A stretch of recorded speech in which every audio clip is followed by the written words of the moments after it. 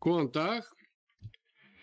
Þá hefst 57. fundur bæjarstjórnar Árborgar sem fer fram hér á fremur óvenjulegum tíma, mánudaginn 28. apríl 2025 klukkan 17. Og meginefni þessa fundar er að ræða hér ársreikning í fyrir umræðu, ársreikning sveitarfélagsins Árborgar fyrir árið 2024. Fyrst vil ég spyrja hvort það er einhverju athugasemdir við boðun fundarins eða fundarboðið. Ef svo er ekki, þá göngum við til dagskrár. Mættir eru Kjartan Björnsson, forseti bæjarstjórnar, sá sem hér stendur, Bragi Bjarnason, bæjarfulltrúi D-lista, Fjóla Steindóra Kristinsdóttir, bæjarfulltrúi D-lista, Sveinn Ægir Birgisson, bæjarfulltrúi D-lista, Brynhildur Jónsdóttir, bæjarfulltrúi D-lista, Helga Lind Pálsdóttir, bæjarfulltrúi D-lista, Arna Ýr Gunnarsdóttir, bæjarfulltrúi S-lista, Sigurjón Vídalín, bæjarfulltrúi S-lista, Arnar Freyr Ólafsson, bæjarfulltrúi B-lista, Ellý Tómasdóttir, bæjarfulltrúi B-lista og Álfheiður Eymarsdóttir, bæjarfulltrúi A-lista. Og hún Þórdís Sif Sigurðardóttir, bæjarritari, annast hér ritun fundarins og Rúnar Valgeirsson sér tæknimálin og sendur okkur út hér í beinni útsendingu út á alnetið. En þá göngum við til dagskrár. Það er fyrsta mál á dagskrá, ársreikningur sveitarfélagsins Árborgar 2024 lagður fram til fyrri umræðu. Það eru hér 3 skjöl sem fylgja málinu. Það er annars vegar ársreikningurinn, sundurliðun ársreiknings og síðan greinargerð með ársreikningi. En ég opna fyrir mælendaskrá og Bragi Bjarnason, bæjarfulltrúi D-lista, hefur óskað eftir að fá að taka fyrst til máls.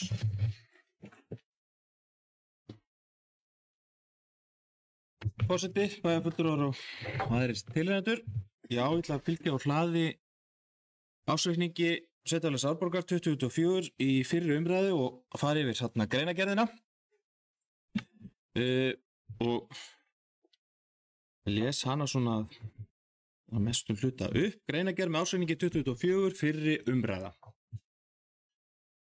Ársreikningur sveitarfélags Árborgar fyrir árið 2024 er tilbúin til endurskoðunar og lagður fram til fyrri umræðu í bæjarstjórn mánudaginn 28. apríl 2025.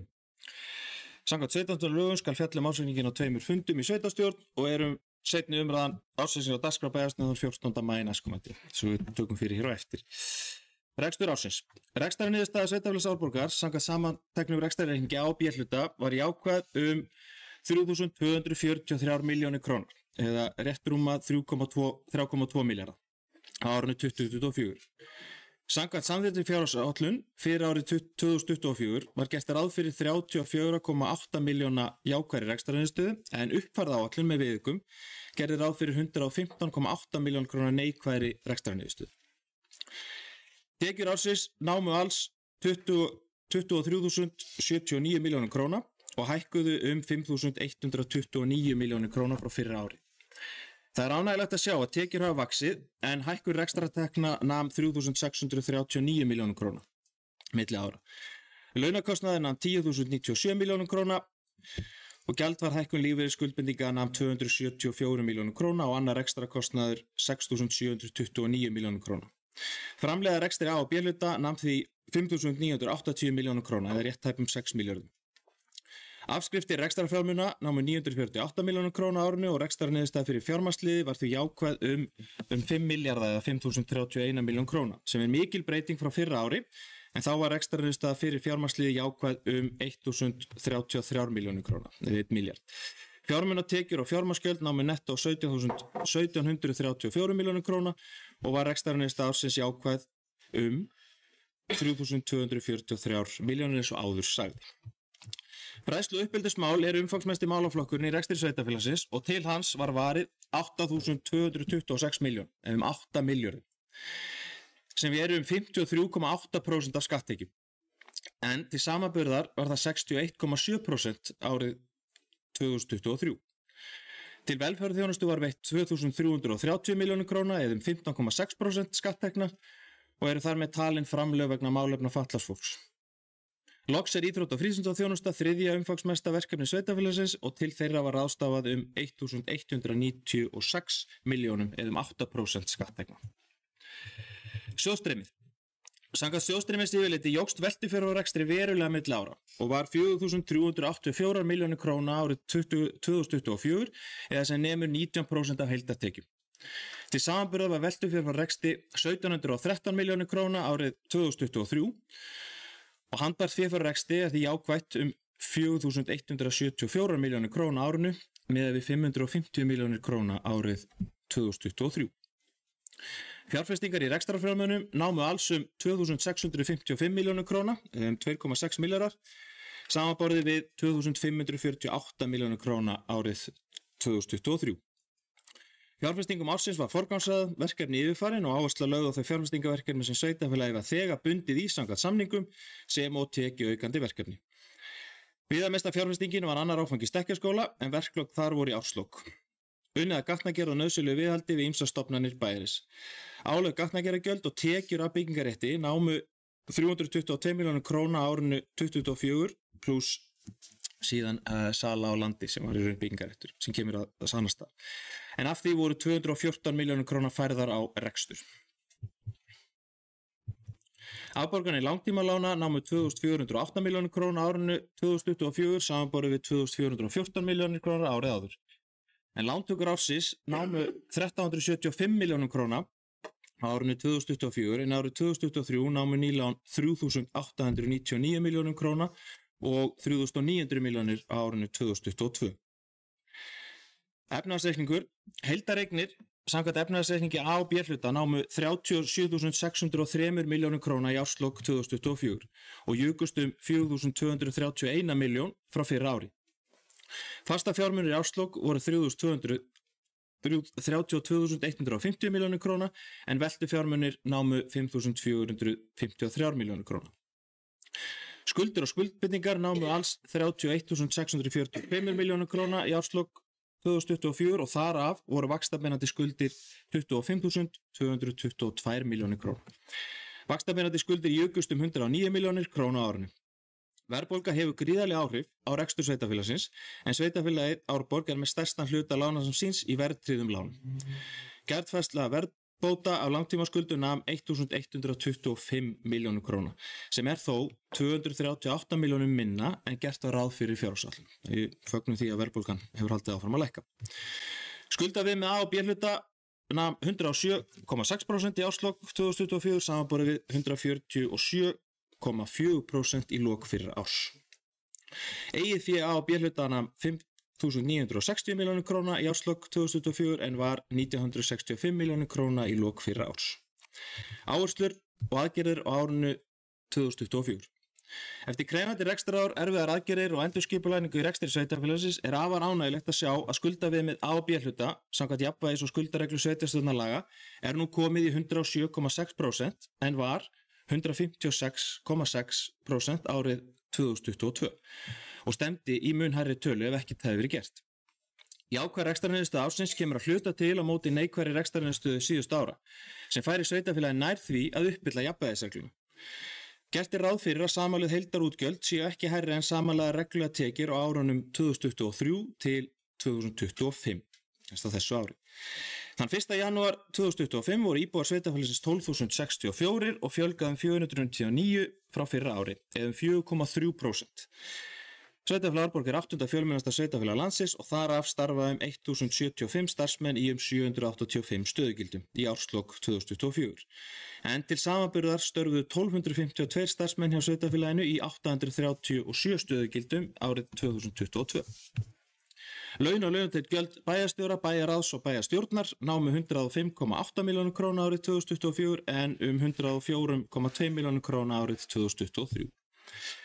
Þrátt fyrir krefjandi rekstrarumhverfi árið 2024 styrktist rekstur sveitarfélags Árborgar umtalsvert milli ára þó enn sé talsvert í land svo rekstur A-hluta verði sjálfbær. Framlegð jókst samt verulega á milli ára eða úr 11,1% af tekjum árið 2023 í 25,9% árið 2024. Veltufyrirvar rekstur er eina af lykiltölum í ársreikningi og segir til það svigrúm sem reksturinn hefur til að standa undir framkvæmdum og afborgunum lána. Það styrkleikamerki að sjá að veltufé fyrir rekstri jókst verulega milli ára, eða 2.671 miljón króna og líkt og áður kom fram nam 4.384 miljónum króna í árslok, en var 1.713 miljónir króna árið 2023. Í þessu samhengi rétt að hafa í huga að samkvæmt efnahagsreikningi í árslok 2024 nema næsta árs afborganir skulda og skuldbindinga alls 3.709 miljónir króna. En hluti af því, eða 1.375 miljónir króna, skammtímalán sem greitt verður að hluta og endur fjármagnað á yfirstandandi ári. Verkefni framöndan að halda áfram að braut ráðdeildar í rekstri og ábyrgrar fjármálastjórnar og byggja ofan á þann góða árangur sem þegar hefur náðst. Þannig tryggjum við sjálfbæran rekstur sveitarfélags til framtíðar og getum til þess að sinna lögbundnum verkefnum, ásamt því að veita íbúum sem allra bestu þjónustu og til framtíðar lækkunar á álum. Rekstur sveitarfélagsins, til að fara yfir þessa helstu þætti, samstæðareikningur sveitarfélags Árborgar samanstendur af svokölluðum A-hluta og B-hluta. Í A-hluta eru semst aðalsjóður eða bæjarsjóður, daglegur rekstur. Við erum með eignasjóðinn, þjónustustöðina, fasteignafélag Árborgar og verktækni EHF. Í B-hlutanum eru síðan byggingarsjóður aldraðra, við erum með fráveituna og vatnsveituna, Selfossveitur og Sandvíkursveitur EHF, það gamla Sandvíkurskóla. En meginreglan sú að í A-hluta flokkast þær rekstrareiningar sveitarfélaga sem eru fjármagnaðar að hluta að öllu leyti með skatttekjum, en í B-hluta flokkast þær rekstrareiningar, stofnanir og fyrirtæki sem reknar eru sem fjárhagslega sjálfstæðar einingar. Rekstrareiningar í B-hluta hafa lagaheimild til að innheimta þjónustugjöld til þess að standa fullu undir útgjöldum sín. Síðan eru þarna töflur með helstu niðurstöðum ársins, en rekstrarniðurstaða B-hluta eins og áður hefur komið fram, jákvæð 3.243 miljónir króna, sem 3.359 miljónir króna betri rekstrar en fjárhagsáætlun gerði ráð fyrir. Frávik frá áætlun ársins má á stórum hluta skýra með því að rekstrartekjur eru 3.639 miljónir króna hærri en áætlun. Rekstrargjöld eru 646,5 miljónir króna hærri en áætlun gerði ráð fyrir og fjármagnsliðir eru 392,10 miljónir króna lægri en áætlun gerði ráð fyrir. Og spilar þar inn í bæði að verðbólga lækkar og sveitarfélagið þurfti ekki að ganga á yfirdrátt eins og hefði þurft að gera árinu á undan. Lausafjárstaðan styrktist verulega. Heildartekjur eru 23.079 miljónir og heildarútgjöld með afskriftum en án fjármagnsliða 17.100 miljónir króna. Samrekstrarfélög, eða byggðasamlög, langflest af þeim, samrekstrarfélög sem Árborg eru 10 talsins. Þau eru eftirfarandi og ábyrgðarhluti Árborgar hafður með innan svega og lesið það einnig. Bergrisinn BS, málefni fallara, þar eru við með 42,75% hlut. Héraðsnefnd Árnesinga, þar eru við með 53,56% hlut. Í byggðasafni Árnesinga 53,56%, í héraðsskalasafni Árnesinga sama hlut og listasafni Árnesinga. En í almannavarnanefnd Árnessýslu það 53,41% og brunavörnum Árnessýslu 39,6% á árinu 2024. Sopstur Suðurlands BS 48,08%, tónlistarskóla Árnessinga 53,56% og heilbrigðiseftirlit Suðurlands 36,91% hlutdeild okkar í þeim verkefnum. Við erum með langstærstu hlutdeildina, enda stærsta sveitarfélagið í þessum spiðasamlögum. Áhrif allra samstarfsverkefna ársreiknings sveitarfélags Árborgar eru 299,5 miljónir króna jákvætt á rekstrarniðurstöðuna og kemur það náttúrulega inn sem hluti af rekstrarhagnaði ársins. Eignir samstarfsverkefna eru 1.553 miljónir króna og skuldir 1.147,6 miljónir króna. En samantekið eigið fé samstarfsverkefna 405,8 miljónir króna. Fjárfestingar í varanlegu rekstrarformi ársins námu, eins og áður komið fram, 2.604 miljónir króna og helstu liðir fjárfestingar skiptast þannig. Það eru fasteignir og önnur mannvirki 1.307 miljónir króna, gatnakerfið 194,5 miljónir, áhöld og tæki 26,9 miljónir, fráveita, vatnsveita og Selfossveitur 980,9 miljónir, eða rétt tæpur milljarður. Skuldahlutfall samantekis reikningsskila nemur 137,1% í árslok 2024, samanborið við 175,0% í árslok 2023. En útreikningur samkvæmt reglugerð 502/2012 gefur skuldaviðmiðið, sem það sem oftast notað við samanburð sveitarfélaga, í 107,6% í árslok 2024, samanborið við 147,4% í árslok 2023 og 156,6% í árslok 2022. lækkar verulega á milli ára. Síðan farið yfir efnahagsreikninginn, lykiltölur og sjóðstreymið og svona helstu lykiltölur í töflu sem ég ætla nú ekki að þylja upp, en lokakaflinn framtíðarsýn, staða og horfur, þar sem við svona tökum þetta aðeins saman. Áframhaldandi vöxtur og hröð íbúafjölgun einkenndi árið 2024, en þann 1. janúar 2025 voru íbúar sveitarfélagsins 12.064 samkvæmt tölum Hagstofunnar og fjölgaði 499 frá fyrra ári, eða 4,3% eins og áður komið fram. Sveitarfélag Árborg því áfram 8. fjölmennasta sveitarfélag landsins. Á árinu 2024 fóru að sjást batamerki í rekstri sveitarfélagsins, þar sem fjárhagslegar aðgerðir til hagræðingar og aukinna tekna ásamt hagfelldum ytri aðstöðum skiluðu jákvæðri rekstrarniðurstöðu upp á 3.243 milljónir króna í A- og B-hluta. Hluti aukningar tekna á álaga útsvar og sala eigna sem komu inn sem einskiptist tekjur á rekstrarárinu. Álaga útsvar skilaði það bil 1200 milljónir króna, en það 300 milljónum umfram áætlun. Og sala eigna og byggingaréttar skilaði 700 milljónir króna umfram áætlun, sem hefur jákvæð áhrif á rekstrarniðurstöðuna. Niðurstaða sem ýtir sveitarfélaginu langt í gegnum uppsafnaðan hallarekstur frá árinu 2020. Sveitarfélagið vann áfram á árinu í samræmi við aðgerðaáætlun að brúti betri vegar, sem var kynnt íbúum árið 2023. Samstarfi eftirlitsnefnd sveitarfélaga með fjármálum sveitarfélaga og ráðgjafa var til fyrirmyndar við eftirfylgni aðgerða og vinnu við fjárhagsáætlun sem styður við góðan árangur ársins og stöðugur í rekstur sveitarfélagsins. Áfram var leita allra leiða til hagræðingar í rekstri sem skilar því að flestir málaflokkar sveitarfélags á pari við fjárhagsáætlun. Fjárhagsleg ábyrgð stjórnenda skýr og stuðningur fjármáladeildar hefur skilað bættum verkföllum og betri yfirsýn stjórnenda. Lántaka ársins, eins og áður kom fram, 1375 milljónir í samanburði við 3900 milljónir árið á undan. Það einungis að ræða lán hjá lánasjóði sveitarfélaga. Minni lántaka ásamt lækkandi verðbólgu og bættum rekstri hefur lækkað fjármagnsgjöld verulega milli ára. Sveitarfélagi hefur aðgang að 400 milljóna króna yfirdráttarheimild til sveiflujöfnunar, en nánast ekkert hefur þurft að ganga þá heimild allt árið 2024 sem skilar lægri vaxtakostnaði.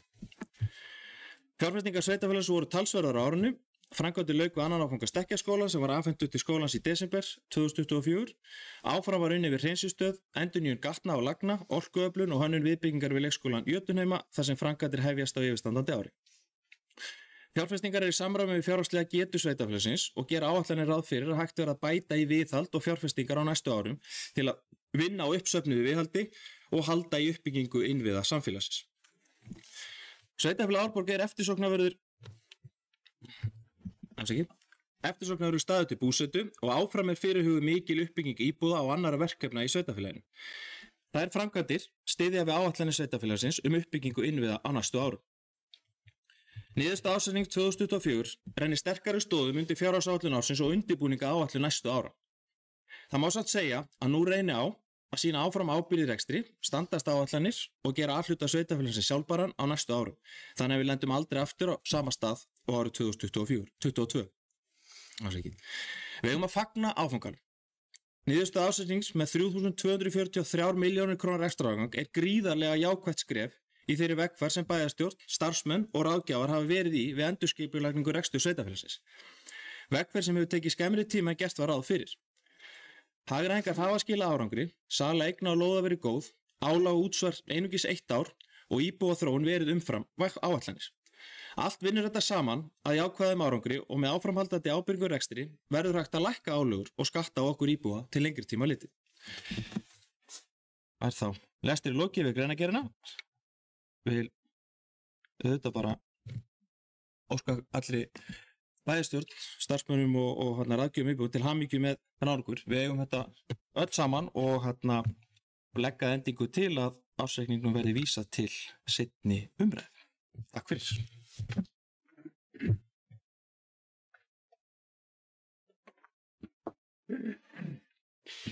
Takk fyrir þetta, Bragi. Og við erum að ræða hér ársreikning sveitarfélagsins Árborgar fyrir árið 2024. Og ég gef orðið frjálst eða laust fyrir þá sem vilja tjá sig hér í fyrri umræðu ársreikningin. Arnar Freyr Ólafsson, bæjarfulltrúi í B-lista, hefur óskað eftir að fá að taka til máls.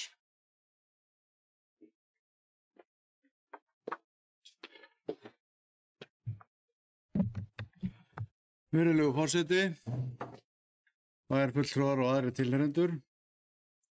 Við erum að ræða hér í fyrri umræðu ársreikning sem að gefur til kynna að reksturinn hafi verið ágætur á síðasta ári og það er í sjálfu sér að mörgu að fagna og sérstaklega það að við séum komin með skuldahlutfall sem að er í takti við það sem að almennt er horft til að sé svona innan eðlilegra marka.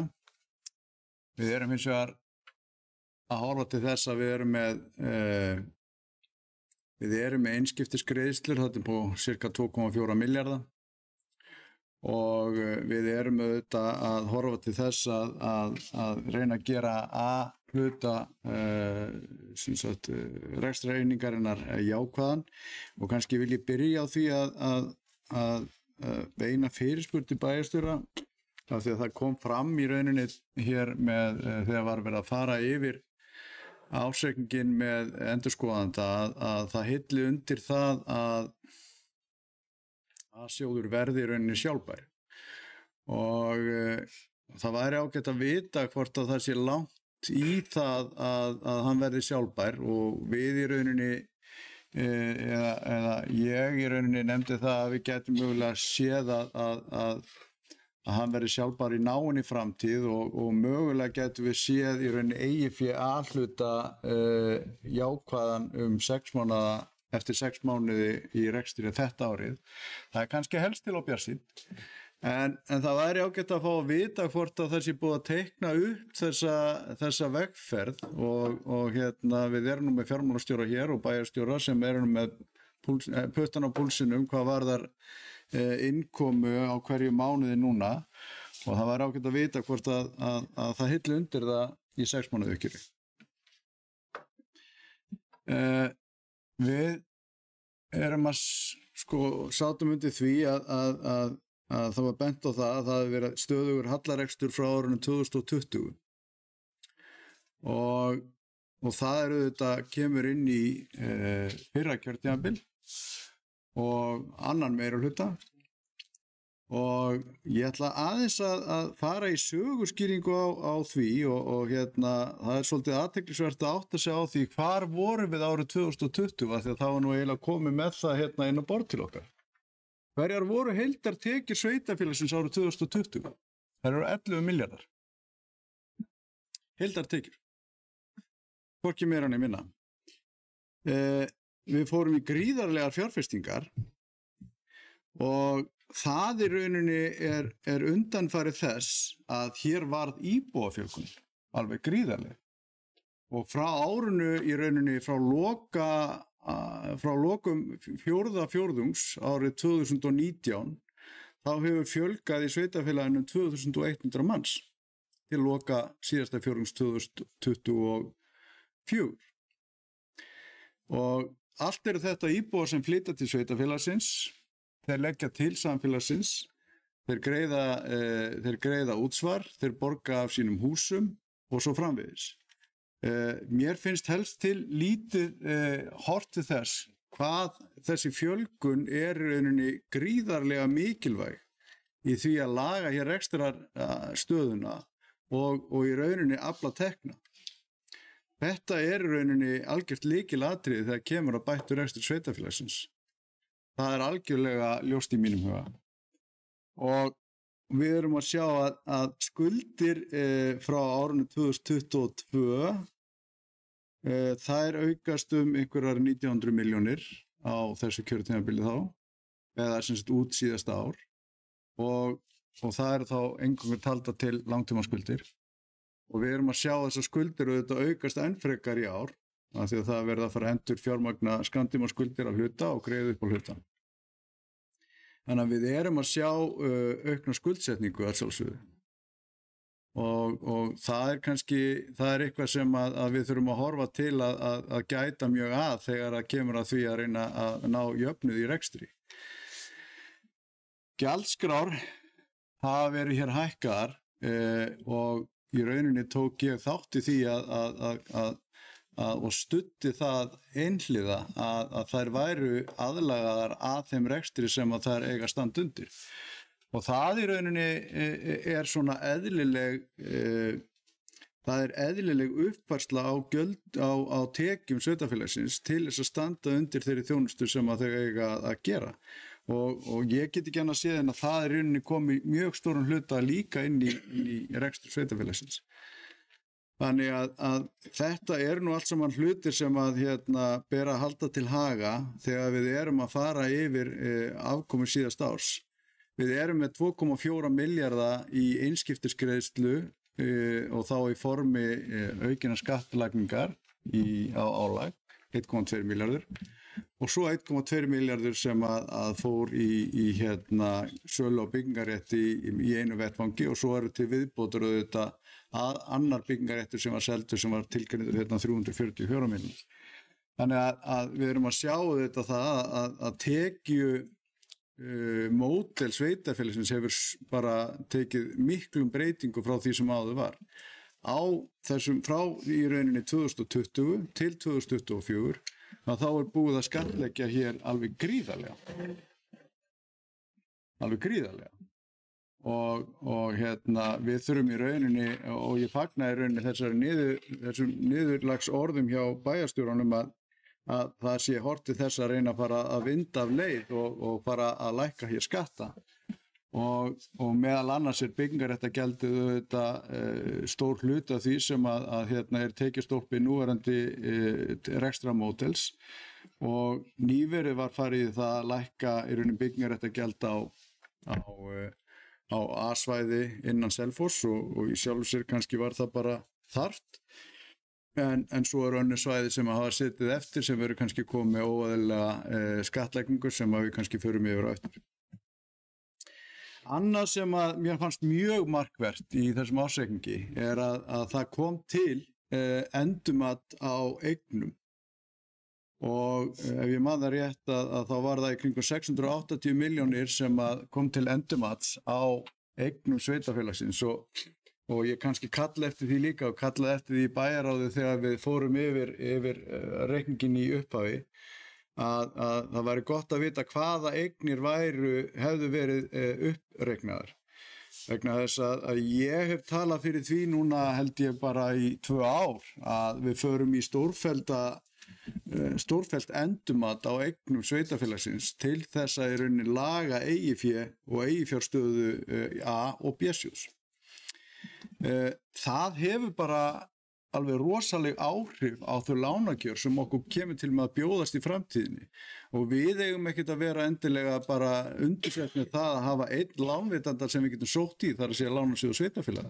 Við eigum auðvitað að vera þannig sveitarfélag sem að getur farið í skuldabréfaútboð eins og var reynt hér með miklu myndugskap í rauninni eins og ég gæti ekki annað séð en að var gert en við uppskárum auðvitað ekki vel upp úr því vegna þess að lánveitendur voru hættir að treysta á orð fulltrúa bæjarins að það væri rauninni betri tíð í vændi með rekstri sveitarfélagsins.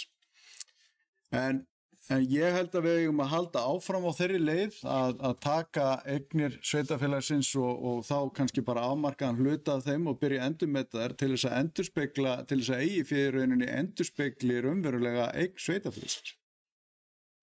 Það ekki hægt að sitja við það að skuldir hækki alveg vísitölu tengt og eignir sitja eftir þegar það há verðbólga. Það bara einfaldlega ekki hægt að sitja við það.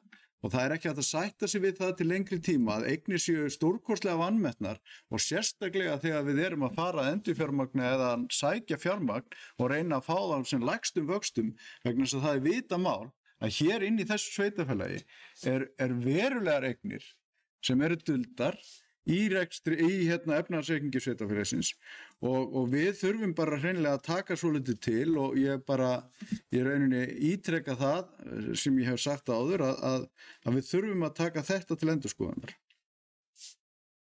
Hvað varðar svo framtíðina? Það auðvitað eitthvað sem við þurfum að huga að þegar við förum í fjárhagsáætlanagerð í haust og það mun auðvitað byggja á þessum ársreikningi og með þeim gögnum sem eru þar til stuðnings, það hvernig lítið þá næsta ár út. Við erum með í rauninni lækkandi skatttekjur og mögulega lækkandi skatttekjur, ég skal ekki fullyrða það, en það hillir undir það að allavega að þessi 1,2 milljarðar sem kom inn í fyrra, það verður ekki til að dreifa í ár og við erum samt sem að sjá þetta áframhaldandi fjölgun í sveitafélaginu þannig að það koma fleiri bög til þess að bera byrðarnar. En við erum samt sem áður að sjá fyrir okkur að það getur orðið samdráttur í tekjum á næsta ári, á núlíðandi ári og að það verður athyglisvert að sjá hvort að í rauninni jöfnuðu náist í A-sjóði eða ekki. Hvað varðar þessar hagræðingaraðgerðir sem var ráðist í og sem að skila sér að fullu inn á árunni 2024, þá voru þær auðvitað gríðarlega sársauka fullar og starfsfólk sveitafélagsins á í rauninni miklar þakkir skili fyrir það að hafa farið í gegnum þennan erfiða tíma og sumir þurftu nú að finna sér leita til annarra starfa en aðrir kannski voru fluttið til í starfi en engu að síður var þetta gríðarlega sársaukafullt og hugur okkar allra var með þeim sem að þurftum sárt að binda í lok þess tíma. En engu að síður að þá telji nú samt að þessar aðgerðir hafi verið óumflýjanlegar að taka til í rekstrinum og gat maður nú eiginlega ekki annað en tekið undir með þeim ráðgjöfum sem að lögðu það fram að farið þar aðgerðir að einhverjum hluti þó svo að það hafi verið auðvitað sársaukafullt. En ég held líka að þegar við erum komin á þennan stað að reksturinn kannski, það hillir undir það að hann sé í jöfnuði, að þá þurfum við auðvitað að temja okkur það málfar rekstur sveitafélagsins að það sé rætt hann að yfirvegun og ábyrgð. Vegna þess að við erum að sjá það að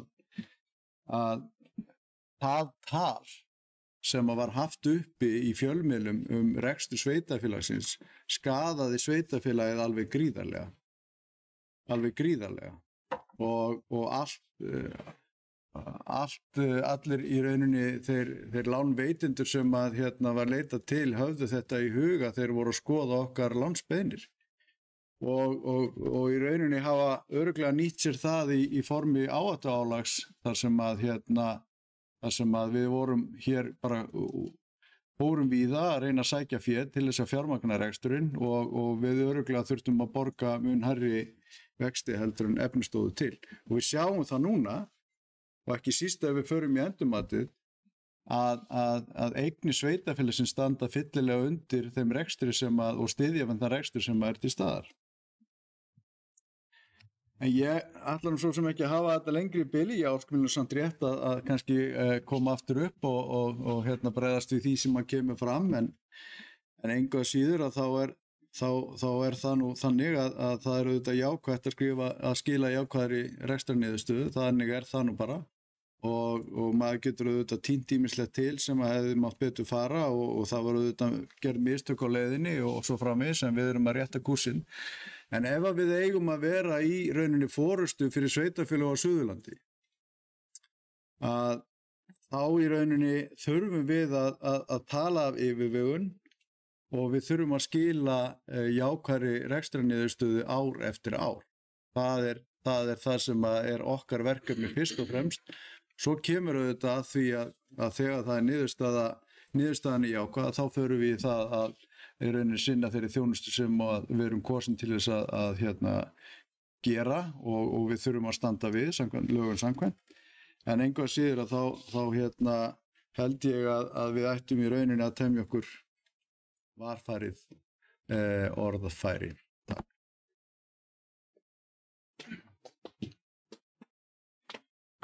Takk fyrir þetta Arnar Freyr, þá er Fjóla Steindóra Kristinsdóttir bæjarfulltrúi D-lista og skellur að fá að taka til máls.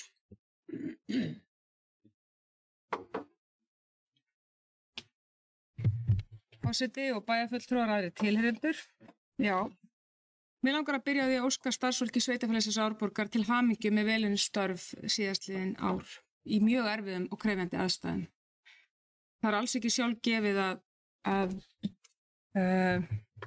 svona árangur náist þó að áætlanir séu gerðar og lagt upp með alls konar áform, þá er það ekki sjálfgefið að það haldi sér og skili niðurstöðum eins og til er ætlast. Ég verð samt auðvitað að segja líka að 6 mánaða árshlutauppgjörið sýndi það auðvitað síðasta sumar að við værum á réttri leið og vel það því þá þegar voru við komum 2 milljarða í eigið fé og það auðvitað þannig að leið og viðsnúningur fyrir eiga sér stað að þá eru hlutinni mjög fljótir að breytast. En auðvitað eru við sveitarfélag með hæsta útsvar á landinu, akkurat þessar myndir. Við erum með gríðarlega há fasteignagjöld bæði á A-hluta og á A-skatt segi og C-skatt. Þannig að maður myndi ætla það auðvitað að við værum að skila ríflega því sem að hefur verið gert undanfarið. Annars værum við verulega slæmum málum. Bæði þessi 1,2 einskiptis sölu hagnaður sem kom yfir árið 2024 og álagið. Þetta auðvitað sá peningur eða það fjármagn sem við sjáum að ber hann í milli og auðvitað að skila okkur því að við erum undir í fjármagnsgjöldum töluvert, 0,5 milljarður, auk þess sem að við erum auðvitað að koma út í plús í samrekstrarfélögum sem hefur ekki verið síðastliðin ár vegna auka innspýtingu inn í málaflokk fatlaðs fólks. Þó sé alltaf eitthvað skakt að segja frá því að sá málaflokkur hafi komið út í plús. Síðan það sem bæjarfulltrúi Arnar talaði áðan, endurmat á lóðum og lendum sem vel og allt þetta bara jákvæðir punktar. Það má tala alls konar einskiptisaðgerðir og ýmislegt þar fram eftir. En ég var auðvitað alltaf þeirra skoðunar og ætla að ítreka það hér. Ég var auðvitað alltaf þeirra skoðunar að þeirra 6 mánaða uppgjörið lá fyrir og við sáum í hvað stemdi. Því að sannarlega sáum við það þá að skuldahlutfallið var komið undir 150 með ársreikningi 2023 og blikur á loftum mikla breytingar sem auðvitað tekur tíma að skila sér. Risastórir innviðir í uppbyggingu á þessum tíma sem hafa verið að klárast inn árið 2024 og sveitarfélagið búið að hafa kjark og dug til þess að sinna því sem því ber að sinna í mjög erfiðum aðstæðum. Og ég held að ég leyfi mér að segja það að sveitarfélagið Árborg hafi aldrei verið eins illa statt fjárhagslega árið 2022 þegar við fórum á stað inn í byggingu stekkjaskóla. Þannig að það þarf auðvitað dug og kjark til þess að reka sveitarfélag. Það þarf að horfa í allar áttir en ég samt sem áður ósammála því að við hefðum átt að halda álaginu til streitu. Vegna þess að þegar 6 mánaða árshlutauppgjörið lá fyrir og það var auðvitað þannig, svo ég svari bæjarfulltrúa Arnari síðan áðan, að ég fór og hitti 11 lífeyrissjóði áður við fórum í útboð, skuldabréfaútboð og þar skipti sköpum að við værum búin að ákveða það að fara í álag. Því að hver einasti sjóðstjóri spurði hvernig ætlaði að borga þetta tilbaka og þetta voru 11 fundir, 11 glærukynningar og 11 sinnum þurfti ég að svara því að við varum búin að ákveða að fara af stað í að setja álag á íbúa sem eru þetta algjörlega ömurlegt. En við ákveðum það líka þegar við skrifum undir það að við myndum endurskoða það og vera með puttan á púlsinum og fylgja því eftir ef að hlutir myndi breytast. Vegna þess að við erum að skattleggja íbúan okkar. Og ég las það einhvers staðar núna í þeirri umfjöllun sem ársreikningin sem vel að hér ætti að fara að lækka álögur sem ég ætla bara að vona verði, sannarlega. En ástæðan fyrir það var ekki farið í að hækka fasteignagjöld meira heldur setja álag var því þá væri við að leggja jafnt á alla íbúa, ekki bara fasteignaeigendur. Og þess vegna vona ég að það verði farið líka í það að gera vel við alla íbúa, ekki bara fasteignaeigendur, þegar verði farið í að lækka fasteignagjöld vegna þess að það alls ekki allir sem að eiga fasteign. Þannig að ég vona að við fáum breiða umræðu það, að það verði ekki bara pólitískt bitbein eins og þetta vill oft verða vegna þess að ég lít svo á, þannig erum við með tölur sem að þessar allar skýringu. Á bak þessar tölur mikil vinna starfsfólk sveitarfélagsins í að reka einingar, forstöðumenn, reka einingar þar sem búið að leggja á setja mjög skýra ramma, fjárhagsramma og það hefur verið farið eftir því í hvívetna. Það ber að þakka, það ekki sjálfgefið. Og það rauninni það sem að skila okkur sem árangri. Þessi vegferð, þessi áætlun og það að síðan komin breytur íbúafjölgun sem eru tekjurnar okkar. Það oft verið að rífast yfir því að sé alltaf mikil íbúafjölgun. Það rosalega mikil kunst að reka sveitafélag og komast upp með það að vera akkurat í miðunni, dansa á línunni, hvar ég rétt í innviðum, hvar eru íbúafjölgunin á móti. Það var þannig, og við vitum það öll sem sitjum hér, að stekkjaskóli, hann ekki fullur. Við fórum fram úr okkur í innviðauppbyggingu. Þetta alltaf þessi fíni dans, þessi fína lína, hvenær erum við akkurat í því að vera tilbúin þegar fólksfjölgunin orðin það mikil að við þurfum að bregðast við og þar fram til götunum.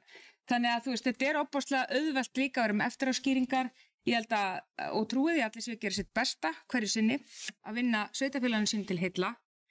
En við megum ekki gleyma því að við megum ekki skattleggja bara til skattleggja. Sveitarfélag á að vera réttum yfir núlið. A-sjóður verður að reka sig en við megum passa okkur á því að skattleggja ekki íbúa það mikið að þeir standi ekki undir því.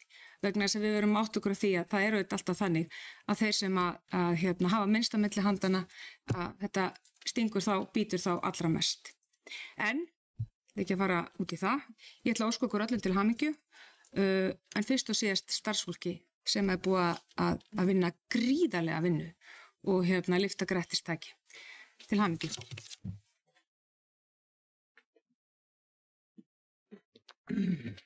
Takk fyrir þetta, Fjóla Steindóra.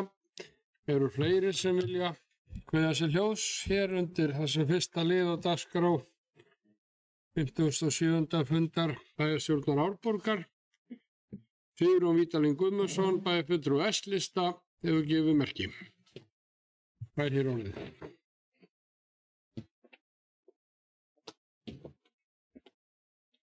Herra forseti, ágætu bæjarfulltrúar, það tilheyrendur. Við erum hérna í fyrri umræðu vegna ársreiknings 2024 fyrir sveitarfélagið Árborg. Það hefur verið fjallað hann í fjölmiðlum og verið farið mikinn.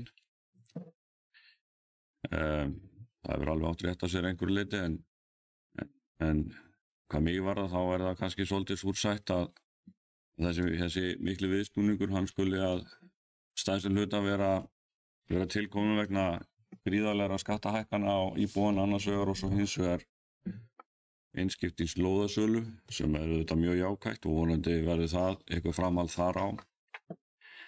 En það kannski svolítið búið raungerast sem ég hef talað hérna nokkru sinnum í ræðustól varðandi þetta álag sem sett var á útsvarið að það var óþarfi. Ég fer ekkert ofan af því, það var óþarfi. Og við sjáum það bara best á því að það 1,8 milljarður sem er aukning á handbæru fé í lok ársins en hefði verið þá 600 milljónir ef að þetta álag hefði ekki verið sett á. Það hefði einhvern tíma þótt ágætt og ekki til að setja þetta í enn betra samhengi að þá skuldahlutfalli núna komið niður í 107,6% sem auðvitað frábært. En að taka það úr 160% tæpum niður í 107% á nánast einu ári með skattlagningu finnst mér vera eiginlega óverjandi. Og sérstaklega þegar litið til þess að skuldahlutfallið þurfti ekki að vera komið niður fyrir 150% fyrir í lok árs 2025. Það búið að hamra á því hér við fólk að þetta skiptir svo gríðarlega miklu máli að vera búin að ná skuldahlutfallinu niður fyrir 150%. Og það bara eins og það væri himinn og jörð að farast af því að skuldahlutfalli var eitthvað 150-60%. Á tíma þegar það skiptir bara akkurat engu máli. Að því leytinu til að lögin skuldahlutfallið hafa ekki verið í gildi síðan á COVID-tímanum.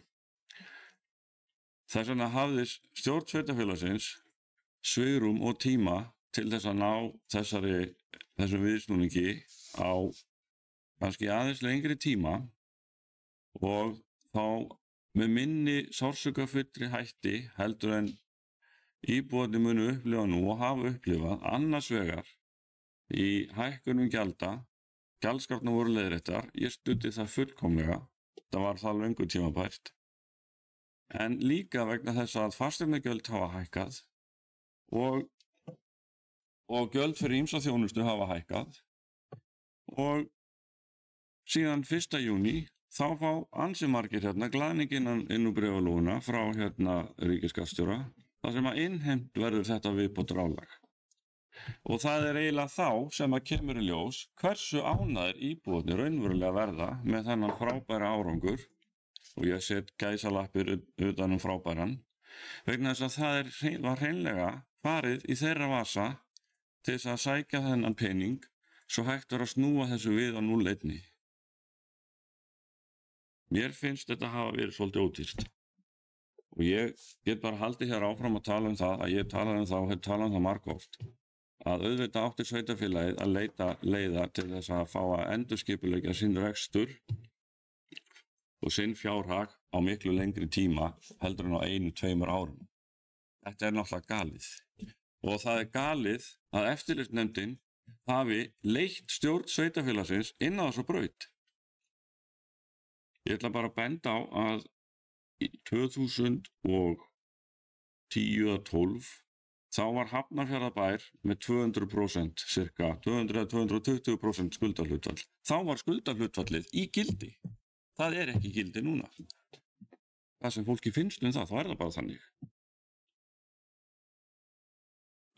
Það var gerður 10 ára samningur við hérna ráðuneytið. Ráðuneyti sveitarstjórnarmála. Það sem að sveitarfélagið var aðstoð við að ná rekstrinum á réttan stað og hérna fjárhagurinn lagaður í leiðinni 10 ár. Það var aldrei gerð krafa um það, aldrei, að það er lagt álag á útsvar og íbúin í Hafnarfirði. Og þó var ekki nema út frá jafnræðissjónarmiði að þá er þetta galið. En það er annað sem að mér langar kannski að ræða og það er liður í ársreikningum sem að kallast annar rekstrakostnaður. Þarna er kostnaður upp á 6,3 milljarða en áætlunin hvað á 5,3 milljarða. Það sem er athyglisvert við þessa tölu eða þennan lið er að það er enga skýringar með hann. Þetta er risastór liður í ársreikningnum og það er ekki einn stafur á blaði það hvað þessi liður innifelur. Þetta er enga smá tölur, þetta er 6,3 milljarðar. Svo skatttekjurnar utan álags voru 12 milljarðar. Þetta er helmingurinn af skatttekjunum en það veit enginn í hvað þessi peningar fóru. Nú getur vel verið að þetta hafa alltaf verið svona en ef svo er að þá hlýtur það að vera óeðlilegt. Við hljótum að þurfa að vilja vita hvað er á bakvið þessar stóru tölur, þó að segja ekki annað en stærstu liðirnir. Þannig að ég ætla nú kannski að fá að beina þeirri spurningu til bæjarstjóra eða fjármálastjóra að kannski fara aðeins yfir þessa tölu fyrir okkur. En að lokum langar mig að sjálfsögðu að þakka starfsfólki sveitarfélagsins fyrir gríðarlega góða vinnu við erfiðar aðstæður, ég efast ekki það og ég efast heldur ekki það að það hafa allir verið að leggja á sig þessa vinnu með það að huga að reyna að bæta hag sveitarfélagsins og snúa hlutunum til betra horfs en enn og aftur, mín gagnrýni snýst aftur það að það var farið offari í skattheimtu á íbúum. Offari. Og mér finnst mjög erfitt að klappa einhverjum á öxlina og þakka fyrir það. Mér finnst það bara frekar dapurlegt. Takk fyrir.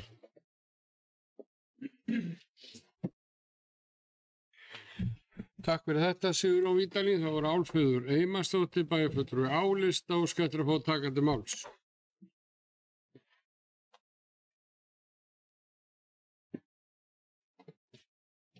Forseti, kæru bæjarfulltrúar og kæru íbúar og aðrir þeir sem að fylgjast með fundunum. Ég kem hér upp í fyrri umræðu ársreikning ársins 2024. Mér langaði bara til að bregðast við því sem að Sigurjón sagði hér áðan að það væri hvergi yfirlit yfir rekstur nema bara í heild sinni innan ársreikningsins. En vanin sá að ítarlegar rekstrar yfirleitt og niðurbrotið í skýringu 7 í ársreikningnum. Þannig að hann getur bara kíkt þar. Annars vildi ég bara taka undir með Fjólu og Arnari og fleirum sem hafa talað og óska bara Árborgar íbúum til hamingju með góða útkoma ársins. Takk.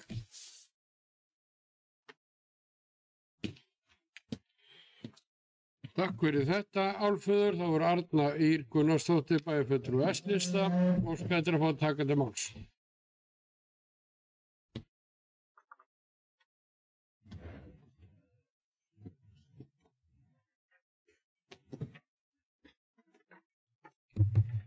Forseti, ágætu bæjarfulltrúar og tilheyrendur. Við erum hérna í fyrri umræðum ársreikning ársins 2024 og við munum væntanlega ræðan enn frekar í síðari umræðunni þann 14. maí. En það hefur verið ágætt umræða hérna hjá þeim sem hafa komið upp á undan mér til að ræða niðurstöðurnar og svona þessar helstu kennitölur í ársreikningnum. Og eins og komið hef fram hér hjá þeim sem að hafa komið upp á undan mér þá er auðvitað svona ákveðnir, það er auðvitað að sjálfsögðu svona fyrir okkur sem erum kannski svona ákveðnir nördar í fjármálum sveitarfélaga að þá að sjálfsögðu gleðjumstu yfir því að reksturinn á batavegi. Það er náttúrulega bara þannig að við viljum auðvitað öll að reksturinn sé góður og afkoman sé góð. En þetta er svona hjá okkur í okkar tilviki þá þetta svona aðeins súrsætt af því að það alveg ljóst að þó svo að eins og bæjarfulltrúi Álfheiður til dæmis voru að óska íbúum sveitarfélagsins til hamingju. Ég veit ekki hversu hamingjusamt fólk verður þann 1. júní í þessu sveitarfélagi þegar það fær reikningin frá skattinum. Það verður bara mjög erfitt hjá mörgum og það er ekki víst að fólk muni tengja það við og verða mjög hamingjusamt með afkomu sveitarfélagsins þegar það þarf að horfa bara í sitt heimilisbókhald. En eins og komið fram hjá þeim sem komið hérna upp á undan mér þá þetta þessi viðsnúningur honum auðvitað fyrst og fremst að þakka það að þetta álag á útsvar upp á 1.200 milljónir og svo þessi einskiptis sala á landi upp á 1.200 milljónir, þar erum við komin náttúrulega með 2,4 milljarða. Síðan eins og kom hérna fram áðan að við fáum 450 milljónir sem ekki var gert ráð fyrir vegna málefna fatlaðra. Það kom 450 milljónir króna meira úr jöfnunarsjóði vegna máleflokks fatlaðs fólks. Síðan náttúrulega þetta bara, og það sem hefur náttúrulega gríðarlega áhrif fyrir okkur, það eru náttúrulega vaxtakjörin í landinu og þau voru náttúrulega búin að vera hérna svo fullkomlega óeðlileg í nokkur ár þarna, eða sérstaklega þarna árin eftir að COVID skall á, þá náttúrulega bara jukust vextir hér og landslægð og bara rekstur varð gríðarlega erfiður hjá öllum sem standi í rekstri í þjóðfélaginu. Þeim sem eru með lán, þá nú margir kvarta fyrirtæki og allir að þetta eru þetta. Við erum ekkert eyland, ég meina við erum hluti af þessu samfélagi þannig að áhrifin af svona vaxtaumhverfi eru gríðarleg og sérstaklega því við skuldum mikið, við erum sveitarfélag í hraðri uppbyggingu og stöndum í stórum fjárfestingum eins og í skólamannvirkjum og íþróttamannvirkjum og öðru sem náttúrulega hefur gríðarleg áhrif. Þannig að það hefur mikil áhrif á reikningin okkar þegar vextir lækka. og það vitum við öll. En ég vil, mér langar að taka undir með þeim bæjarfulltrúum sem hafa komið hér upp á undan mér með vonbrigðin varðandi það að hvort sem að var tekin ákvörðun að fara í þetta álag útsvar og að þá vonbrigðin með að það skildi ekki, eins og bæjarfulltrúi Fjóla kom inn á hérna, það skildi ekki þá vera dregið í land með það eftir 6 mánaða uppgjörið og það sem að eiginlega það undurfurðulegasta í þessu, eins og bæjarfulltrúi Sigurjón kom inn á hérna áðan, að ætla sér að taka þetta á það er að segja að ná sveitafélaginu að bæta fjárhæðin á svona skömmum tíma, það var í rauninni algjörlega óraunhæft. Og við bentum á það þegar var verið að við vorum auðvitað að vinna að því að finna lausnir að eins og bæjarfulltrúi Sigurjón benti á að skuldahlutfallið komið í 105 eða 7 eða eitthvað sleikt, 107 og þetta náttúrulega, þetta allt og mikill hraði og það í rauninni undarlegt eins og hann talaði hérna að varandi Hafnarfjarðarbæ og fleiri þar sem að þetta var tekið á miklu lengri tíma og miklu eðlilegra í staðin fyrir að nú þurfa íbúðasveitarfélagsins ekki nóg með fengu gríðarlega hækkun á fasteignagjöldin sín á þessu ári, heldur kemur núna þessi bakreikningu til þeirra 1. júní og þetta er bara þyngri en tárum taki. Þannig að hérna en við höfum auðvitað eftir að ræða þetta betur síðar en bara mér langa að koma inn á þessa þætti að sko ég veit ekki alveg hversu mikil hamingja þetta á öllum bæjum í sveitafélaginu. En við höfum auðvitað í sveitafélaginu eigum við alveg ofboðslega gott og öflugt starfsfólk sem hefur lagt gríðarlega mikilvæg höndaflóð og unni við erfiðar aðstæður og hérna rekið stofnanirnar okkar og einingarnar og skólana og leikskólana og dagdvalinnar og allar okkar einingar við bara, já, það þarf að beita hörðu í að standast fjárhagsáætlanir og fara ekki fram yfir og vera ekki að biðja krónu aukalega, þannig að þessu fólki ber öllu að þakka og hérna fyrir þeirra mikilvæga framlag. En hérna eins og segi þá munum við nú örugglega halda áfram að ræða þetta. Takk í bili.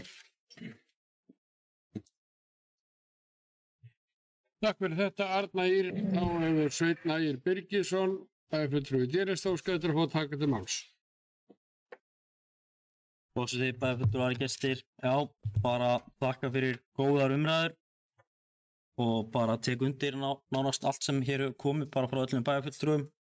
Mér langaði kannski bara að taka boltan þar sem Arna endaði með hamingju fólks, að ég held að það sé nú ekki mikil hamingja við að þurfa að greiða þetta auka álag. En það samt þannig að ég held að það væri færri sem væri ánægðari ef hallarekstur sveitafélagsins myndi halda áfram. Það náttúrulega búið að snúa rekstur sveitafélagsins við og það má alveg definna það hvort það sé að gera það oft hratt eða ekki, en uppsafnaður hallarekstur árum undan voru 6,5 milljarðar eða 500 milljónir. 6.500 milljónir. Það þannig að sveitafélagi rekið á íbúunum sem hér búa og það alltaf alveg sama hverjir, hvenar, hvað borgað, það alltaf íbúarnir sem borgaruninni fyrir rekstur sveitafélagsins, hvort það sé rekstur, skuldir annað, það íbúarnir. Það má alveg defna það hvort að aðrar kynslóðir ættu að borga upp þær skuldir eða hvað við ættum að gera, en við erum allan komin hingað og mér langa að spóla kannski aðeins aftur í tíman, ekki langt, ég ætla bara að spóla til ásins 2022 og 2023. Og ef einhver hafði sagt við einhvern held í hér inni að sveitafélagar koma á þennan stað sem við erum núna á þessum tíma, hafði enginn trú á honum, held ég. Það hagræðingar sem var farið í árið 2023, það var skilað miklum árangri og ég held að það sé mjög bara gott fyrir sveitafélagið og hvert einasta sveitafélag fari svona naflaskoðun eins og sveitafélagið Árborg fór á þessum tímum. En á móti kemur þá vorum við að taka lán mánuð eftir mánuð fyrir rekstri sveitarfélagsins og það voru fyrir þá voru of há gjöld og gjöldin eru of há í sveitarfélaginu Árborg. En það var þannig að gjöldin, þau stóðu bara ekki fyrir rekstrinum á sveitarfélaginu. Þótt þessi himinháu gjöld sem voru með og stóðu ekki undir rekstrinum, ekki fyrir launum starfsmanna. Og ég trúi því ekki, ég ætla bara að segja, 1. ágúst 2023, þegar þáverandi bæjarstjóri segir manni Fjóla að þegar búið að borga laun átti sveitarfélagi 17 milljónir eftir hennar bók til að borga allt hitt. Við vorum gjörsamlega komin í greiðslufall á þessum tíma og fjárhagsáætlunarvinnan það haust vannst náttúrulega auðvitað út frá því á þeim tímum og álag og útsvar þurftu því miður að gera. Það var ekkert í hendi. Við höfum ekki í hendi að við höfum getað selt eignir hérna fyrir 700 milljónum meira. Við höfum ekki einu sinni í hendi að einhver myndi bjóða í þetta land. Auðvitað vonustu til þess. Við höfum ekki í hendi að vextur og verðbólga myndi lækka. Auðvitað vonustu til þess. Að viðsnúningurinn hefur hjálpað og það er alveg rétt eins og ég man ekki hver sagði en þú veist þegar viðsnúningurinn tekur þá gerist þetta hratt og auðvitað er þetta búið að gerast hratt núna á þessum tíma og gerist hratt. Og auðvitað verður við eins og Fjóla sagði að lækka álögur á íbúa og ætlum að gera og ég held að hver og einn hér inni vilji gera það og bara hvernig við gerum og auðvitað þarf að snerta alla íbúa ekki bara fasteignaleigjendur en þurfum að ræða bara hvernig við förum á því og mér finnst líka bara mjög ánægjulegt að á þessum tíma á seinasta ári frá 1. janúar 24 til 1. janúar 25 þá fjölgar okkur 500 íbúa eða 4,3% meira en gerð ráð fyrir, með þess að 120 íbúi meira en gerð ráð fyrir sem er 10 manns á mánuði. Það er bara náttúrulega ein fjölskylda á viku sem jú er gott og því við eigum innviðir til að taka móti þessu og það er alveg rétt auðvitað voru byggðir upp hérna innviðir til að taka móti þessari uppbyggingu svo Arnar kemur inn á. En þeir eru líka mest borgaðir líka á þessu kjörtímabili. Stekkjarskóli örugglega, ég veit ekki hver prósentan er, annar áfangi náttúrulega allur þessu kjörtímabili og stór hluti fyrsta áfanga. Fjárfesting í orkuöflun til heitu vatni. Við urðum að fara í frekari orkuöflingu til að taka móti þessu íbúum. Ef við höfum ekki fundið þetta vatn sem er nú til staðar þá gætum við ekki tekið nánast móti þessum íbúum og verið í framkvæmdum sem við erum í dag. Að það er búið að gera svo ógeðslega mikið og mér langar ekki bara að taka starfsmönnum sem eru í sveitarfélaginu núna, heldur öllum þeim starfsmönnum sem hafa verið með sveitarfélaginu í þessari vegferð sem er búin að vera í. Að það er fjölmargir starfsmenn sem hafa tekið þátt í þessari vinnu sem er búin að vera í, sem hafa farið og leita annar vinnu eða sótt önnur stöður og hætt hjá okkur, sem gerðu þvíld, voru vakandi og sofandi yfir rekstri sveitarfélagsins dag og nótt, alla daga. Og það er líka kannski ánægt líka að við komum inn á fjölgum 500 íbúa að starfsmennir fjölgaði ekki neitt og þetta er bara, þú veist, ég meina það eru fjölmörg sveitarfélag sem eru bara í starfið þetta og við getum bara tekið hérna við hvaða sveitarfélag sem er og ekki þurfa að bæta við nokkrum starfsmanni, þú veist, á þessu tíma bara til að setja eitthvað samhengi og ég meina íbúar örugglega á Stokkseyri eru rétt yfir 550, 600 aðeins meira en bara til að setja þetta í eitthvað samhengi þá er þetta mjög góður árangur og það er gott fyrir hvert einasta sveitarfélag að fara í þessa naflaskoðun og bara finna, þú veist, hvernig getum við eytt peningum, erum við oft þjónusta eitthvað staðar eða hvernig gera, þú veist, í grunninn er öll þjónusta, þú veist, sem sveitarfélag veitir til eins góðs og ég veit alveg, þú veist, auðvitað erum við og við erum að vinna tilbaka, ég meina við erum að bjóða upp á úlningavinnu núna fyrir 8. bekk og 9. bekk og 17 plus sem dæmi sem var ekki á seinasta ári.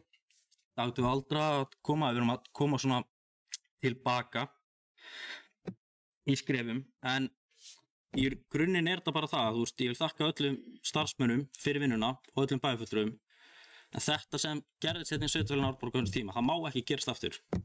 Við ætlum ekki vera þessari stöðu aftur að styra og setja á auki álag. Og ég held að ég tali fyrir hönd allra þegar við segjum það. Þessi staða má ekki gerast og það má ekki fara svo að við förum offari í að skuldsetja sveitarfélagi. Við verðum að ráða við þetta, þetta á að vera í balans. Ef það á að taka auka skuldir eða ráðast í aukin kostnað á rekstri, eins og þú veist það fóru 5 milljarðar í skuldsetningu bara út á rekstri, þá verður að bæta við á tekjuliðinni.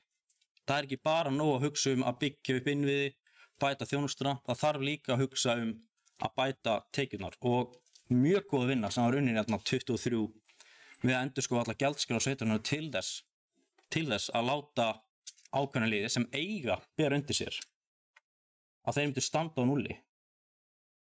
Að held ég sé búin að segja allt sem ég ætlaði að segja í þessu parti, en þú veist, kannski bara til að bæta líka, þú veist, þessi viðsnúningur í áætlun líka, þú veist, við erum með 800 milljónum meira en við gerum ráð fyrir í útsvar og fasteignagjöldum.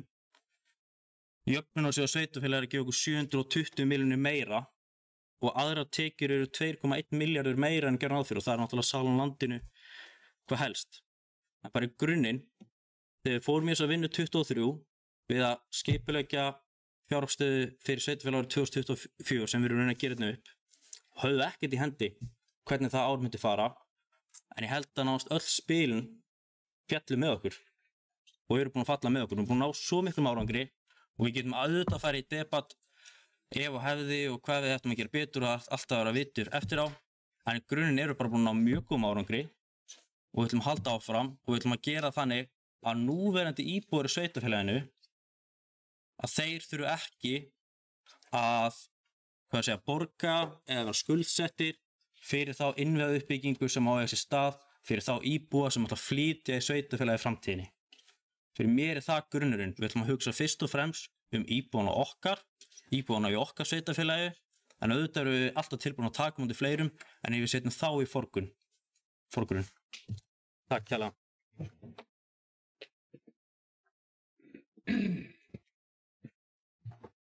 Takk fyrir þetta, Sveinn Ægir. Við erum að ræða hér ársreikning sveitarfélagsins Árborgar 2024 í fyrri umræðu og það eru 2 hér á mælendaskrá og það er Arna Ýr Gunnarsdóttir, fulltrúi S-lista sem hefur óskað eftir að fá að taka til máls.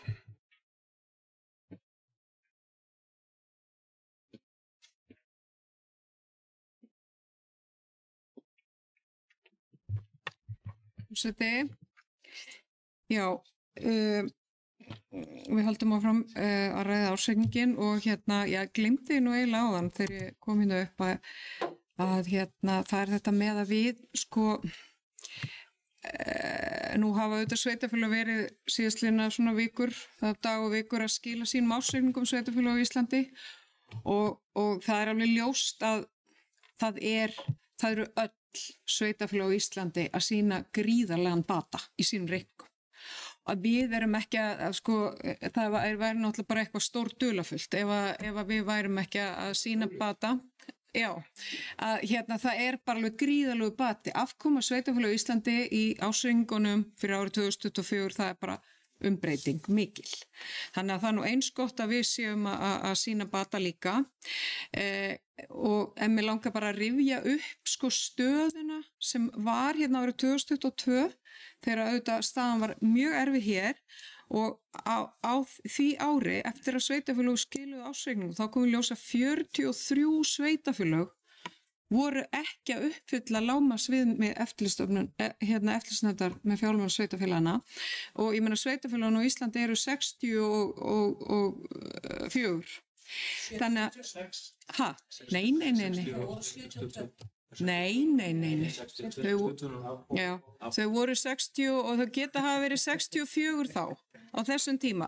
Þetta var allavega þannig að minnstakosti 2/3 sveitarfélög á Íslandi voru ekki að uppfylla viðmið eftirlitsnefndara með fjármálum sveitarfélaga.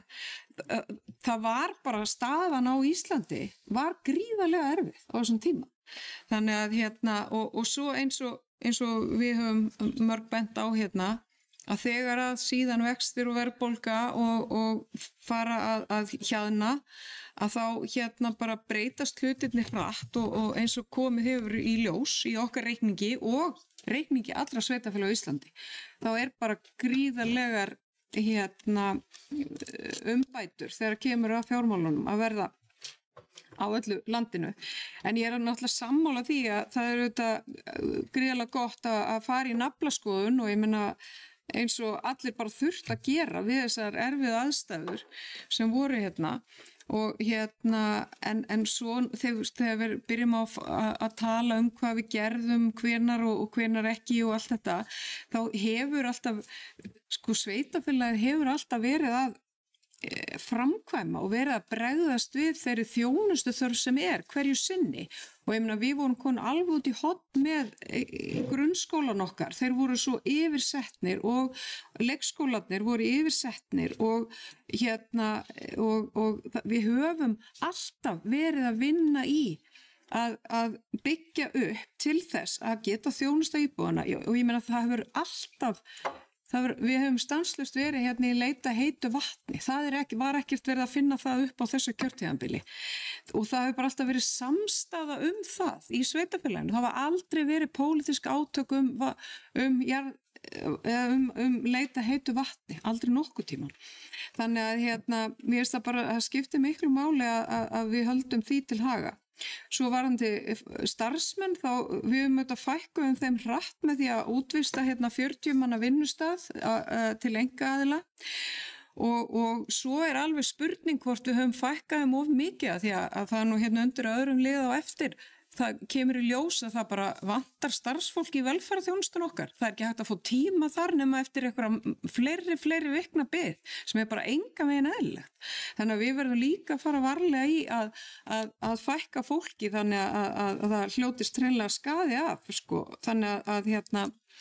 Þannig að það skiptir miklu máli.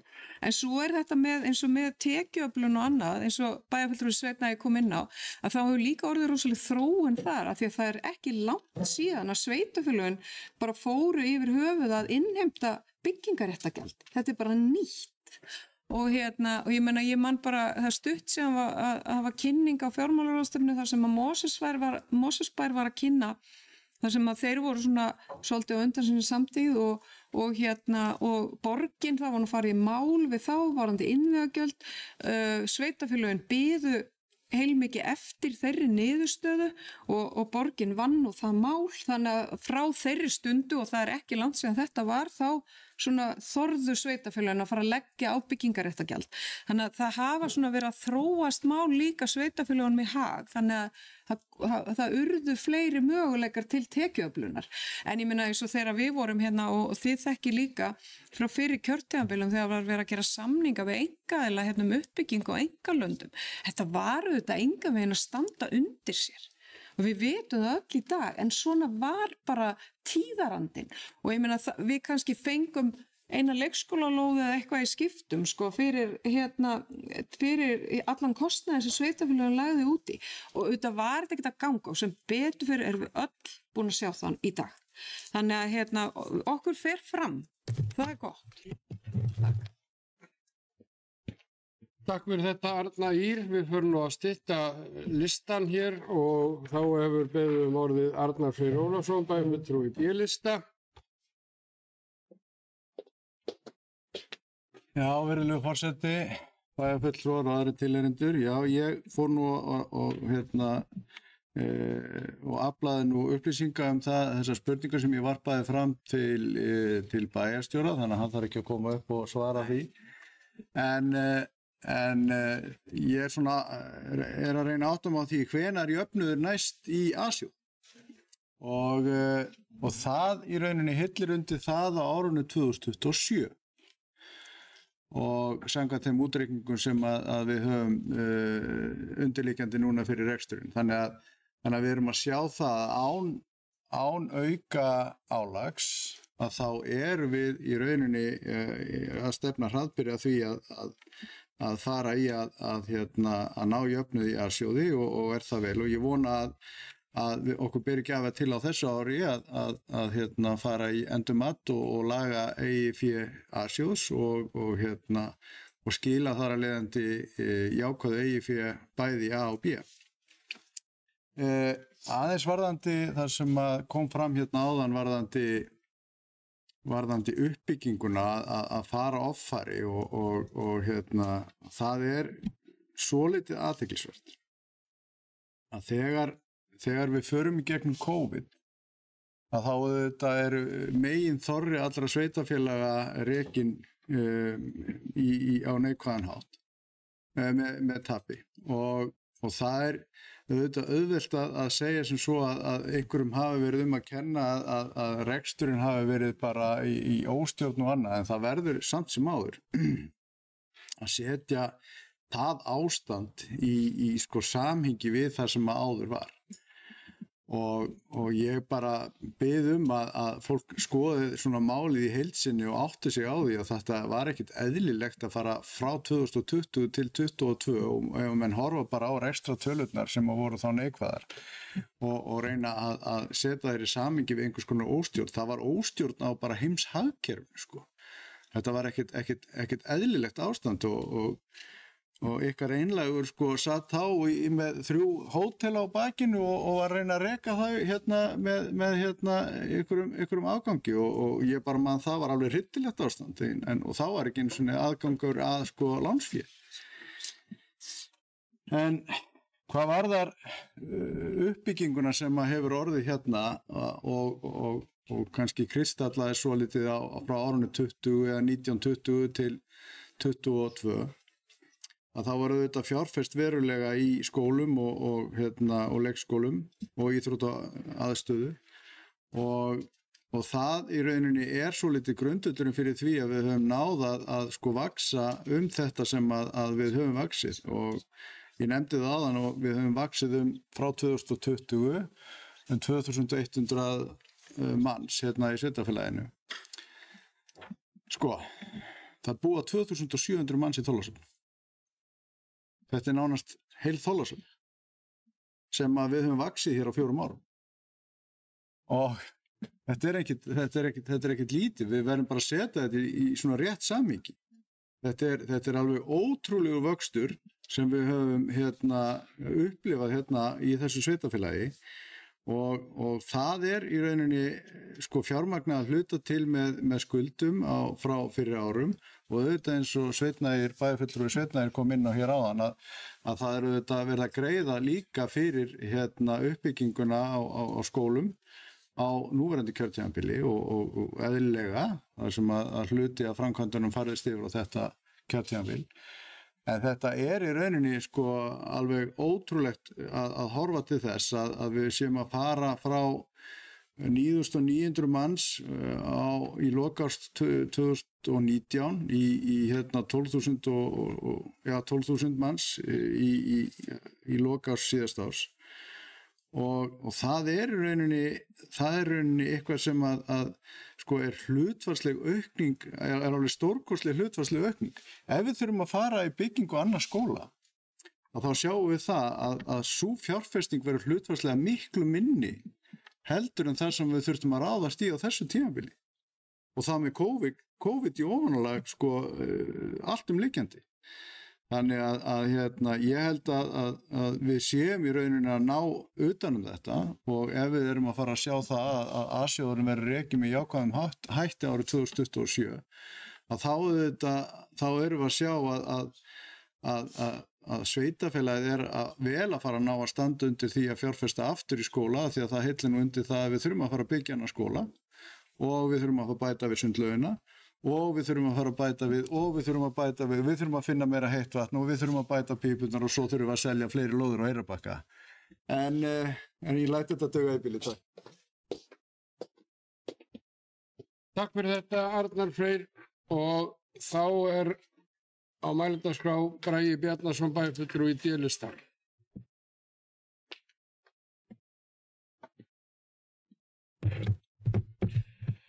Forseti bæjarfulltrúar tilhjörður. Já, góð umræða. Við erum vitt og breytt og tökum mismunandi vinkla sem bara gott.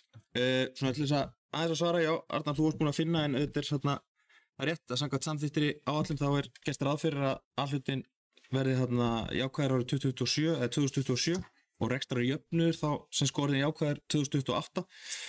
En það gefur okkur vonir, kannski með við þann ásetning og bara áframhaldandi bættan rekstur og rekstrarumhverfi þá verðum við komið fyrr. En 6 mánaða afsluta uppgjörið og svo vinnum við fjárhagsáætlun næsta árs. Hún mun leið okkur nær því þegar við erum búin að setja allar þessar tölur inn og það verkefni sem við erum að fara að vinna núna næst.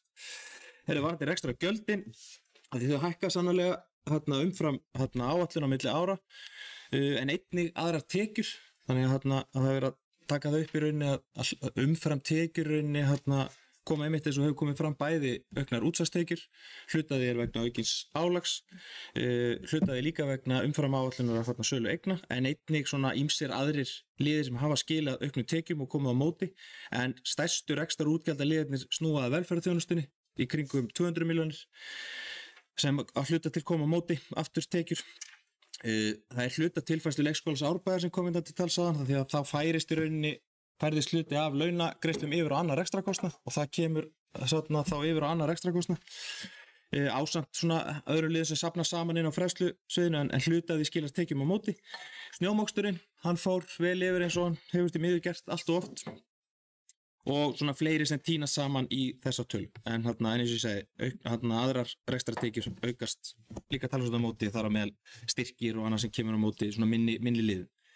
Ég get nú ekki verið sammála umræðan að umræðan núna undanfarnar hafi verið skaðleg sveitarfélagi, þar sem hún hefur frekar verið á þá leið að þegar horft til stöðunar hafi verið horft til stöðunar á ábyrgð og ég held að við höfum fengið lán haustið 2023 þegar við fórum í skuldabrót vegna hreinskilni stöðuna og að tekið væri á henni og það hafi bara meðal annars með því að auka tímabundið tekjum álagi eins og var sagt hérna því að þegar það var farið í þessar kynningar á sveitarfélaginu fyrir sjóðum á haustdögum 23 þá skilaði það góðri niðurstöðu fyrir okkur skuldabréfaútboðinu miðað við stöðuna og það bjargaði okkur held ég að það var farið í þessar kynningar og bara við vorum heiðarlega með stöðuna og það skilaði sér. Opinber reikningurinn hefur að mínum að þetta frekar styrkt stöðuna og einn þátturinn kannski sem staðfestir það náttúrulega íbúðaþróun, hún hefur verið umfram áætlunum, þannig að þrátt fyrir alla umræðu sveitarfélagið okkar þá hefur íbúðaþróun samt verið áfram upp á og umfram áætlanir. Byggingarréttargjaldið, já við getum það ekki nýtt beint kannski í eðli sínu, það hefur verið notað í gegnum samninga lengi, meðal annars var nefnt þetta í Mosfellsbæ og það eru næstu 20 ár síðan það var sett fyrst á þar og auðvitað hefði verið hægt að nota það fyrir við samninga og uppbyggingu íbúðarhverfum hjá einkaaðilum eins og var nefnt hér, en við erum sammála, við lærum af því og græðum lítið af enn einn umræðan það, nema bara alltaf minna okkur á það. Við ætluðum að endurskoða áætlanir og höfum verið að gera það og við höfum staðið við það. Meðal annars síðast haust með álagi sem í raun engu langaði að leggja á, en lausafjárstaða sveitarfélagsins var þannig og staðan að þetta að skipta gríðarlega miklu máli akkurat til að styrkja stöðuna og koma okkur áfram, en við sáum það strax síðast haust að staðan var betri og við þyrftum ekki að nýta þessa seinni heimild eða í áætlun okkar að við þyrftum þetta í 2 ár, þá náttúrulega slepptum við óska eftir í seinna árið. Því við eigum ekki að fara dýpri í vasa íbúa heldur en þurfum, en því miður, við urðum að fara í, eins og við höfum nefnt, gjaldskrárhækkanir, þetta álag til þess að ná okkur á réttan stað og styrkja stöðu sveitarfélags, en við vonandi núna getum farið að vinda ofan að því og við erum búin að stíga ákveðin skref í það átt. Og ég ekki sammála að þetta sé eingöngu vegna aukinna skattekna og mér finnst það svona eiginlega hálf ótrúlegt að menn segja þegar bæjarstjórn sem hér situr og starfsmenn sveitarfélags hafa unnið ötullega líka að bættum rekstri og erfiðum hagræðingaraðgerðum. Mér finnst það eiginlega svolítið ómaklegt gagnvart þeim starfsmönnum sem hafa unnið að þessum hagræðingum og bættum rekstri sem líka stór hluti af árangrinu. Allar aðgerðir spila saman að árangrinu og sem betur fer hafa þessar auknu tekjur komið umfram áætlunar, meðal annars með álaginu og öðrum, því það skipta málið einmitt til að tryggja lausafjárstöðuna og skapa þennan grundvöll til að lækka álögur og skatta til framtíðar. Og þangað viljum við held í öll stefnu. Bæði varðandi fasteignagjöldin sem hafa verið nefnt hérna og aðrar álögur sem þarf að skoða af skynsemi til að sveitarfélagi geti líka haldið út í þjónustu og uppbyggingu fyrir okkur íbúana. Þannig ég ætla að láta máli mínu lokið hér. Þetta er búið að góð umræða og ég held að munum örgulega haldið áfram þegar seinni umræðan verður. En takk fyrir. Takk fyrir þetta Bragi og við höfum lokað fyrir mældarskrá eru 2 eftir á mældarskrá Sigurjón Vídalín Guðmundsson, fulltrúi S-lista og skal þetta taka til máls. Já, takk fyrir herra forseti. Það er bara svona eitt sem datt í huga mér því að sem ég finnst reynda skipta svolítið miklu máli upp á að fólk skilji hvernig uppbygging innviða sveitarfélags virka af því að bæjarfulltrúi Ægir sagði hérna áðan að honum finnst að núverandi íbúar ættu ekki að vera að borga fyrir innviða uppbyggingu fyrir nýja íbúa, eitthvað á þá leið. Sem væri náttúrulega mjög gott í hinum fullkomna heimi, en við bara erum ekki þar. Því að það sem að skiptist mestu máli fyrir okkur að við höfum ákveðnum lögbundum skyldum að gegna og það fyrst og síðast í skólaþjónustu, það að segja rekstur grunnskóla. Og þú getur ekki sagt við nýja íbúa sem ætla að flytja í sveitarfélagið með börn á grunnskólaaldri, barnið þitt, það fer ekki í grunnskóla fyrir en þú ert búin að borga fyrir grunnskólan fyrir það. Það bara virkar ekki þannig. Og þess vegna erum við í raun og veru alltaf í því hvort sem okkur líka betur að vera að byggja innviði sem að fyrir nýtt fólk, ef við erum að stækka sveitarfélagið, sem að allir íbúarnir sem búi í sveitarfélaginu þurfa að borga fyrir. Það er bara þannig. Kerfið er bara þannig. Og það var nú verið að tala hérna það var bæjarfulltrúi Arnar sem myndist á það áðan hérna í COVID þegar allur rekstur fór í rugl og það rifjaðist einmitt upp fyrir mig líka í því samhengi sem að Sveinn Ægir bæjarfulltrúi var að tala áðan varðandi hallan á rekstrinum að COVID var mjög sérstakur tími og fólk vil helst ekki tala hann og allir vilja gleyma honum og það var ógeðslega leiðilegt og ég hef fulla saman með öllum sem var að reyna að reka nokkuð skapaðan hluta á þessum tíma því að sannarlega hefði þurft að gera ýmislegt, taka til í rekstri sveitarfélagsins á ýmsan hátt og gera ýmislegt til þess að reksturinn væri og yrði betri en hann var. Vandamáli var bara það að út frá félagslegu sjónarmiði þá var það ekki hægt. Við vorum nánast, fólk er náttúrulega búið að gleyma þessu, en við vorum nánast að horfa upp á hjá sumum þjóðfélagshópum algjört hrun. Það er ótrúlegt að maður skildi hafa upplifað það að við það að fólk gæti ekki lengur farið í vinnuna og þurfti meira og minna að vera heima hjá sér, að þá skildi heimilisofbeldi rjúka upp 10%, barnaverndarmálum rjúka upp 10%, álagið á félagsþjónustuna, þetta er bara ótrúlegt. Maður hefði bara ekki getað trúað þessu. En betur fyrir búinn og með þetta tímabil og sem betur fyrir hægt að gera vel og gera betur í rekstrinum og ég bara hvet stjórn sveitarfélagsins og meirihlutann til þess að halda áfram á þeirri vegferð að laga reksturinn og bæta reksturinn og það má alltaf bæta reksturinn, það er bara þannig, það er alveg sama hver á í hlut, við getum alltaf bætt reksturinn og ég ætla ekki að hafa þetta lengra en þakka bara fyrir góðar umræður og svarið frá Braga. Takk. Takk fyrir þetta Sigur og Vídalín, Fjóla Steindóra Kristinsdóttir, bæjarfulltrúi D-lista. Beðum orðið.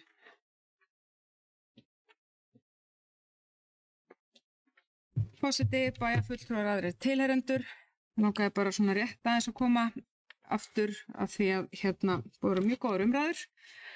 Og í grunninn eru allir sammála, vilja sveitarfélaginu allt hið besta og svo snýst þetta bara pólitíska barningin hver gerir hvað og hverjum er að kenna og allt það. Á endanum er ársreiningur svo flottur að því að hann eru tölur og tölur eru bara það sem að spýtist út úr bókhaldskerfinu og þess vegna finnst mér frábært að vinna með tölur því þær eru bara réttar eða rangar og ég veit að þær eru réttar frá sveitarfélaginu og starfsfólkinu þar. Það sem ég langaði bara að segja að lokum það að því að það fyrir óstjórnlegi taugarnar á mér umræðan íbúa fjölgun og þar fram eftir götunum að þetta allt ómulegt, að við erum búin að vera ótrúlega heppin, sveitarfélagið Árborg, að hingað hafi fólk vilja flytja í stórum stíl á sama tíma og hér allt búið að vera skattlagt í botn, bæði álögur og fasteignagjöld, bæði A og C og hvað það heitir allt. Þetta allt í botni og fólk hefur hugsað fyrst og fremst hvort það geti keypt sér hús á viðráðanlegu verði og því næst ferða að skoða hvort að skólarnir og leikskólarnir séu einhvað sem þeir geta hugsað sér, sem að við höfum verið alveg afskaplega heppin hér í sveitarfélaginu Árborg að eru framúrskarandi, bara svo ég komið því að þjónustan framúrskarandi og þó að það hafi blásið á móti þá hefur fólk hefur starfsfólk og þeir sem hafa staðið þær í brúni gert alveg rosalega vel. Mér langaði líka að segja að mér lítið gert úr ársreikningi 2023 sem var stórkostlegur að mínum að ég sagði hér fyrir ári síðan rúmu og mun segja það hér aftur. Glottiði bara.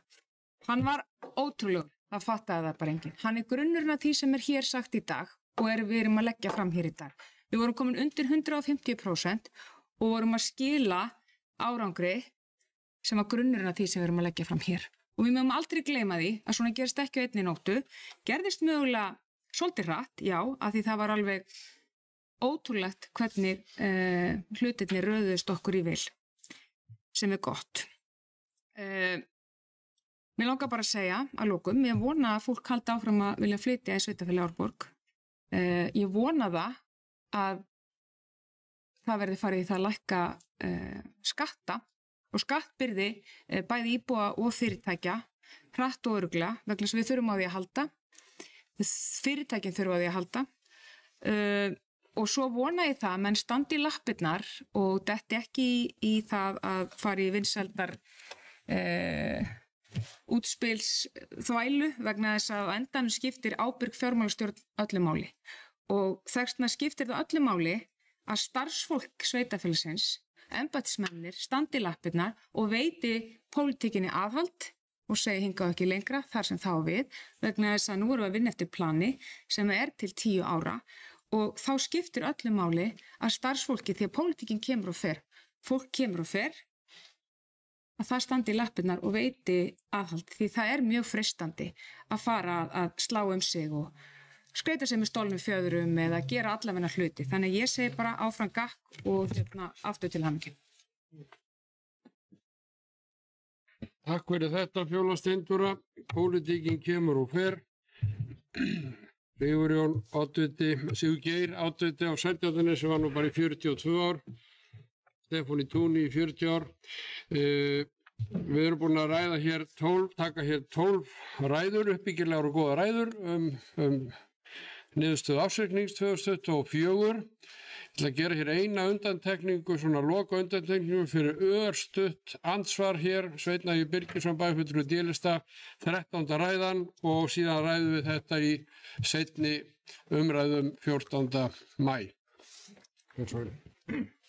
Já, forseti takk. Þá voru allir búin að koma tvisvar nema ég og ég ætlaði nú bara, þetta bara mjög stutt, ég ætlaði bara að svara Sigurún í seinustu ræðunni. Með COVID, gott og vel og þetta bættist eitthvað á félagsþjónustuna en tekjurnar aukust úr sveitarfélaginu, það var ekki kannski 5 milljarðar sem fóru í félagsþjónustuna en með uppbyggingu það sem við erum að meina til að taka á móti nýjum íbúum og ég kannski að svara fulltrúa Sigurún S-lista með svari fulltrúa Örnir S-lista að það þannig að einkahverfin, við erum að fá einkahverfin með okkur til að taka á móti íbúunum, að byggja upp þá innviðir sem það ekki það ef íbúi flýti sveitarfélagi þá hann að borga til að barnið sitt fari í skóla. Það raun og við fáum hverfin mögulega því það að byggja hverfi sem tekur 1500 íbúa og þarf að byggja innviði fyrir 1500 íbúa að fá þá með okkur í lið. Það var það sem ég var að meina, ekki það sem þú sagði sér. Takk. Takk fyrir þetta Sveinn Ægir og þá ætlum við að greiða atkvæði það hér í bæjarstjórninni það hvort við vísum þessum ársreikningi til umræðu, seinni umræðu á næsta bæjarstjórnarfundi. Þeir sem eru því samþykk vinsamlegast gefið merki. Það samþykkt samhljóða. Og þá förum við í mál nummer 2 á dagskráni, úthlutunar og útboðsskilmálar fyrir íbúðalóðir við Hjalladæl, er það ekki rétt hjá mér? Það er rétt. Já, Hjalladæl á Eyrarbakka. Þar sem mótatkvæði kom fram á 124. fundi bæjarráðs við afgreiðslu og úthlutunar og útboðsskilmálum fyrir íbúðalóð við Hjalladæl á Eyrarbakka er tillagan lögð fram til samþykktar í bæjarstjórn. Bæjarstjóri leggur til við bæjarstjórn að auglýst verði til kauptilboðum í byggingarétt fyrir íbúðarhúsnæði við Hjalladæl á Eyrarbakka. Opið útboð verður að ræða sem auglýst verður á vef sveitarfélagsins og útboðsvefurinn nýttur. Tilboð skal skilað innan auglýsts skilafrest. Bæjarstjóra er veitt heimild til að taka hæsta tilboði sem best í byggingarétt og umræddum lóðum að því gefnu að það nái lágmarksverði. Jafnframt er bæjarstjóra veitt heimild til að skrifa undir skilyrst veðleyfi vegna fjármögnunar tilboðsgjafa á gatnagerðar og byggingaréttar gjöldum. Og hér eru eitt fylgiskjal með sem verður svo birt á vefnum þegar að fundargerðin fer á alnetið. En ég opna fyrir mælendaskrá. Það er óskað eftir að taka fundarhlé og forseti verður fyrir því og við gefum 2 mínútna fundarhlé.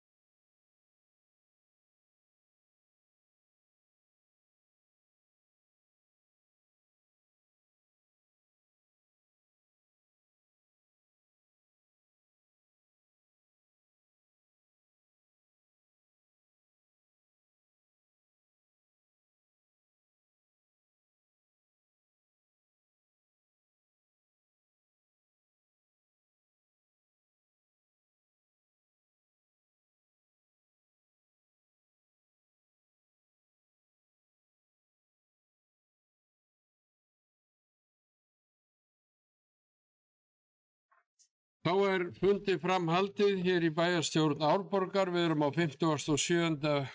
fundi bæjarstjórnar Árborgar, kjörtímabili 2022 til 26. Það var hér örstutt fundarhlé, var það vissu þrisvar 2 mínútur en það var líka allt í lagi. Við erum hér í máli númer 2, þar sem við erum að ræða úthlutunar og útboðsskilmála fyrir íbúðalóðir við Hjalladæl á Eyrarbakka. Ég var búinn að fara hér yfir innganginn að þessu máli og búinn að opna fyrir mælendaskrá og hún opin hér með. Arnar Freyr Ólafsson, bæjarfulltrúi í B-lista, hefur óskað eftir að fá að taka til máls. Já, virðulegur forseti, bæjarfulltrúar og aðrir tilheyrendur. Þetta mál kom inn á bæjarráð og til umfjöllunar þar og í sjálfu sér er auðvitað jákvætt að það skuli verið að fara að deiliskipuleggja og bjóða út lóðir á Eyrarbakka á nýju svæði. Ástæðan fyrir því að ég kaus á móti tillögunni í bæjarráði var vegna þess að ég vildi ná því fram að þetta yrði tekið fyrir í bæjarstjórn. Og ég veit að í rauninni hefur svæðið allt við Hjalladæl verið deiliskipulagt eftir því sem ég best veit og kannski getur þá bæjarstjóri leiðrétt mig ef ég hefur rangt við. En ég vil þá bara undir þessu máli koma með nýja tillögu sem gengur þá lengra heldur en svo sem að hefur verið lögð fram og ég legg til að í stað þess að við séum að bjóða út þessar lóðir sem að tilgreindar eru í tillögunni að þá bjóðum við hreinlega allar lóðirnar út sem að deiliskipulagðar hafa verið og sú tillaga gengur þá væntanlega lengra og við förum þá í að ræða það eða kjósa það og hún þá bara formlega hér með lögð fram. Takk.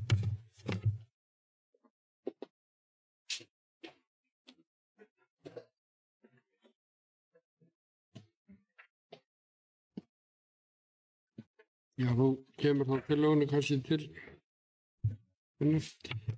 Já, takk fyrir þetta Arnar Freyr. Við erum að ræða hér mál nummer 2, úthlutunar og útboðsskilmála fyrir íbúðalóðir við Hjalladæl á Eyrarbakka. Það opið fyrir mælendaskrá.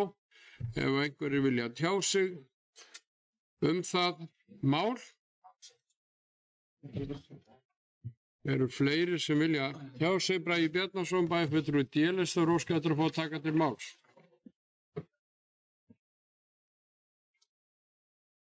Forseti bæjarfulltrúar tilheyrendur. Já, við erum hérna undir málinu varðandi útboð fyrir Hjalladæl sem var tekið fyrir í bæjarráði og hér komið inn til bæjarstjórnar.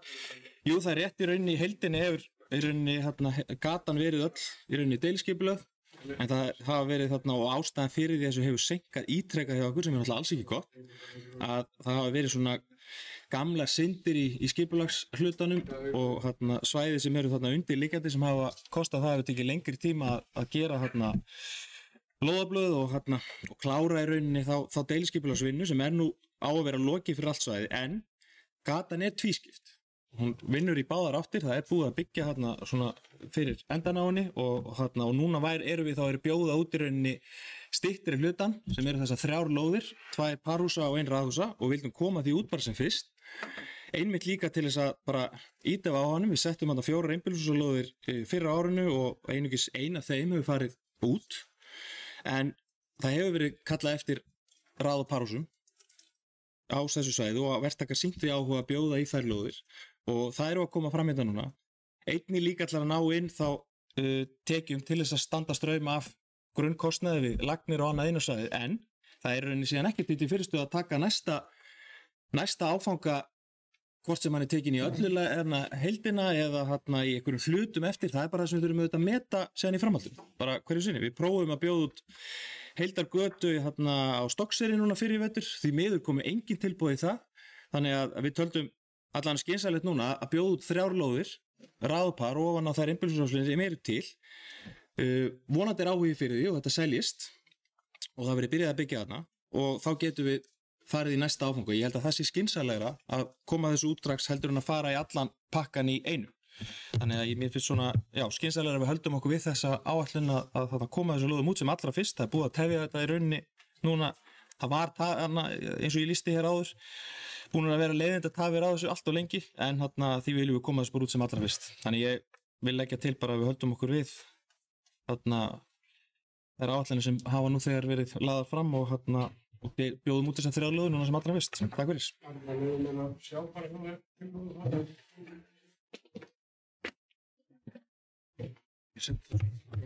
Takk fyrir þetta, Bragi. Það eru fleiri sem vilja tjá sig undir þessum lið. Undir máli nr. 2 úthlutunar og útboðsskilmála fyrir íbúðarlóðir við Hjalladæl og Eyrarbakka.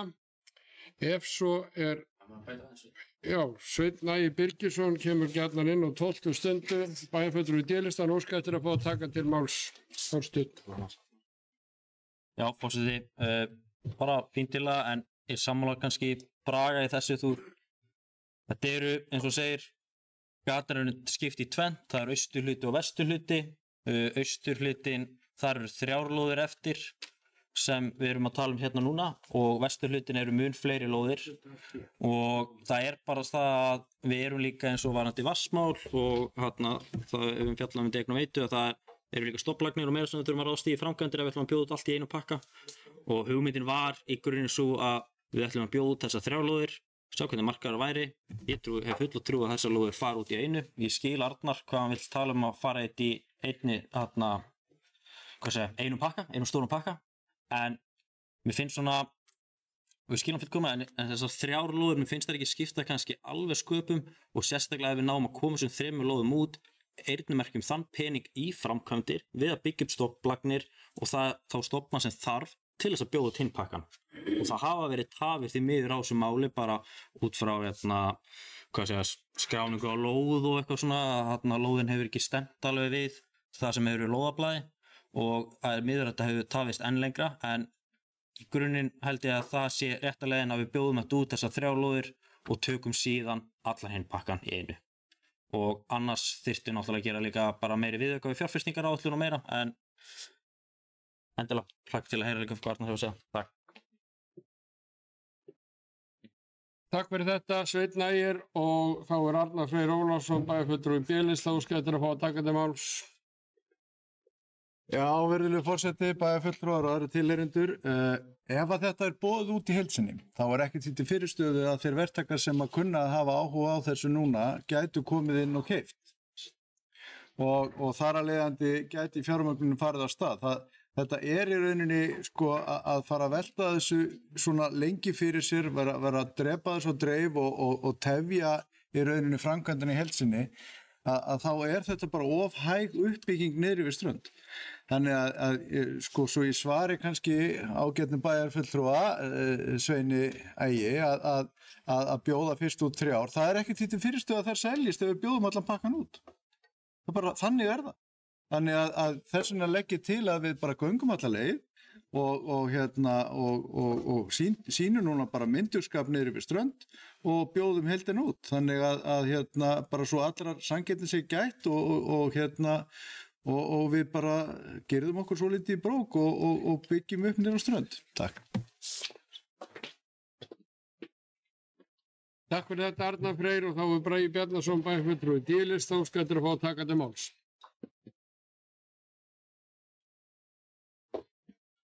Já, forseti, bæjarfulltrúar tilheyrendur áfram góður, kannski eitt bara sem ég vildi þetta var svona hluti af þeirri ástæðu að við fórum fyrst í þennan hluta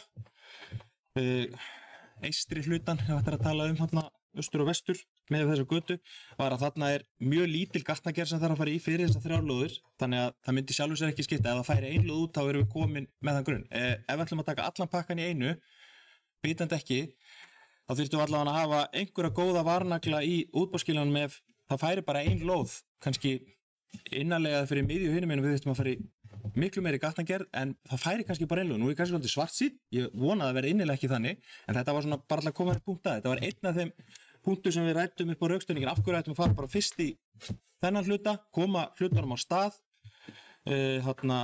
fá smá í rauninni tekjur inn sem rökstuðja þá allan styðja í rauninni við kostnað sem fer í þær lagnir sem standa strauma öllu í rauninni, en geta svo tekið áframhald bara út frá það með áhuga sem hvort sem það eru parhúsin eða raðhúsin sem eru þeirra vegna, það væri í raunverulega sem hægt að fara frá sikkorum endanum inn semst, í þann hluta líka og þá getum við að spila okkur eftir því. En bara fyrsta skrifi, komum þessu út sem fyrst og höldum svo áfram. Þannig ég stend áfram með það að byrjum bara að setja þessar 3 út og svo vonandi getum við komið hinum út bara strax í kjölfar. Takk fyrir.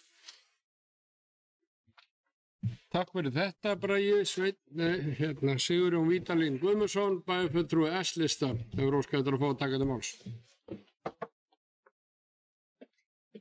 Herra Hósti, já, mér finnst þess að sé smá miskilningur í gangi hérna.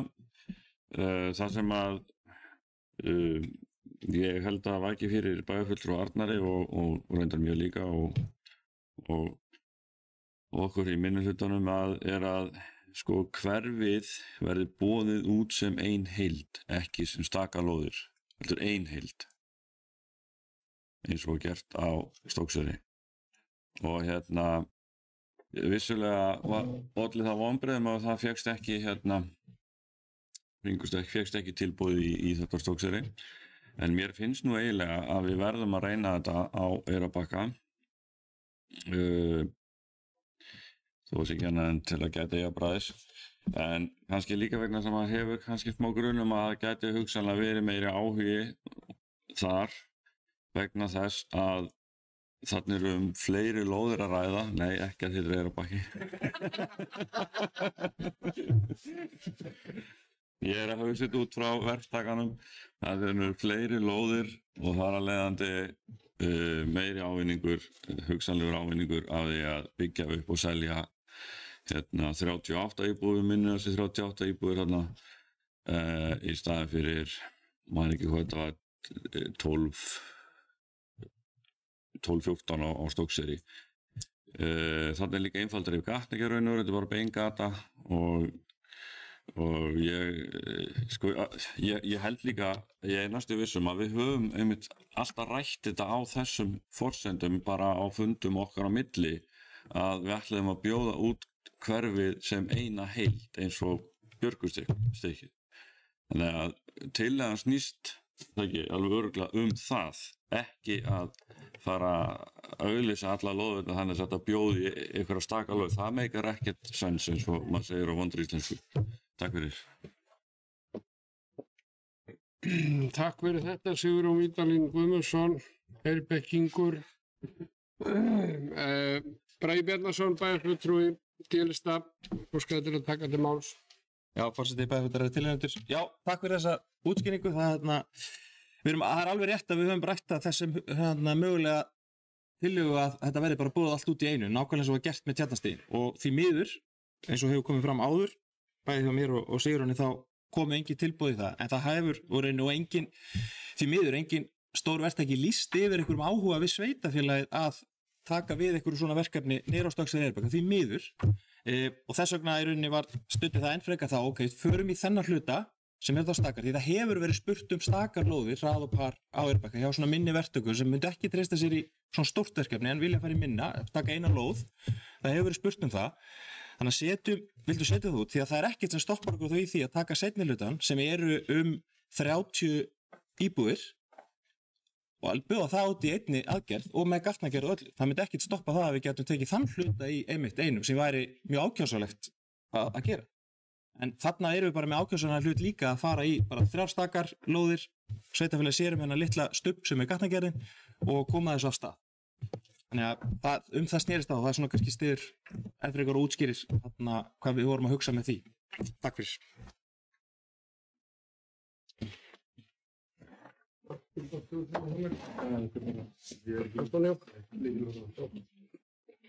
Takk fyrir þetta, Bragi. Þá höfum við farið yfir mál númer 2 sem eru úthlutunar útboðsskilmála fyrir íbúðarlóð við Hjalladæl á Eyrarbakka. Það er komið að atkvæðagreiðslu.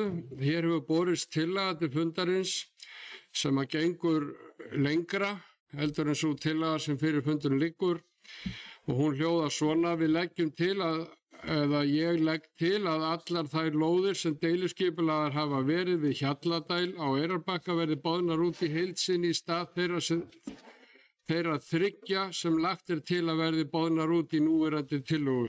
Og undir þetta skrifar Arnar Freyr Ólafsson, bæjarfulltrúi B-lista. Þá ætlum ég fyrst að bera hana upp til atkvæða, þeir sem eru henni samþykk vinsamlega skifu merki. Þetta var svona 4,5 og 1 heilt, hérna, þetta eru já, svona já, og þeir sem eru á móti, það er fellt, þá eru 2 bæjarfulltrúar S-lista, 2 bæjarfulltrúar B-lista og 1 bæjarfulltrúi D-lista sem að greiddu atkvæði með tillögunni, en það var fellt með 5 atkvæðum D-lista og 1 atkvæði A-lista. Þá berum við málið upp í heild sinni eins og það liggur fyrir fundunum hér. Já, það er hægt að gera það hér þegar við erum búin að ljúka atkvæða greiðslunni. Þeir sem eru samþykk að taka máli fyrir eins og það liggur hér fyrir fundunum, þetta annað mál á dagskrá 57. fundar bæjarstjórnar Árborgar, vinsamlega skifu merki. Þeir sem eru á móti, það er samþykkt með 5 atkvæðum D-lista og 1 atkvæði A-lista og þau sitja hjá, 2 frá B-lista, 2 frá S-lista og 1 frá D-lista. En það hefur óskað eftir að fá að gera grein fyrir atkvæði eða hjásetu minnihlutan sem er nú kallað stundu svo og ég kunni nú illa við það, en hluta af bæjarstjórninni hér og Arna Ýr Gunnarsdóttir bæjarfulltrúi S-lista ætlar að gera grein fyrir atkvæði hópsins.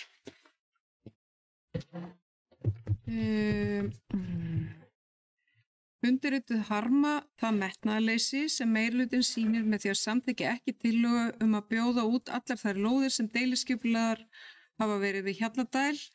Það er að bjóða svæðið út sem eina heild eins og rætt hefur verið innan bæjarstjórnarinnar á kjörtímabilinu. Undirrituð sitja því hjá við afgreiðslu málsins og undir þetta skrifa Arnar Freyr Ólafsson B-lista, Ellý Tómasdóttir B-lista, Fjóla Steindóra Kristinsdóttir D-lista, Arna Ýr Gunnarsdóttir S-lista, Sigurjón Vítaling Guðmundsson S-lista. Takk fyrir þetta, Arna. Þá hefur verið óskað eftir að gera örstutt fundarhlé. Ég ætla ekki að tilkynna það í mínútum, en það verða tvisvar sinnum 2 allavega. Og gerum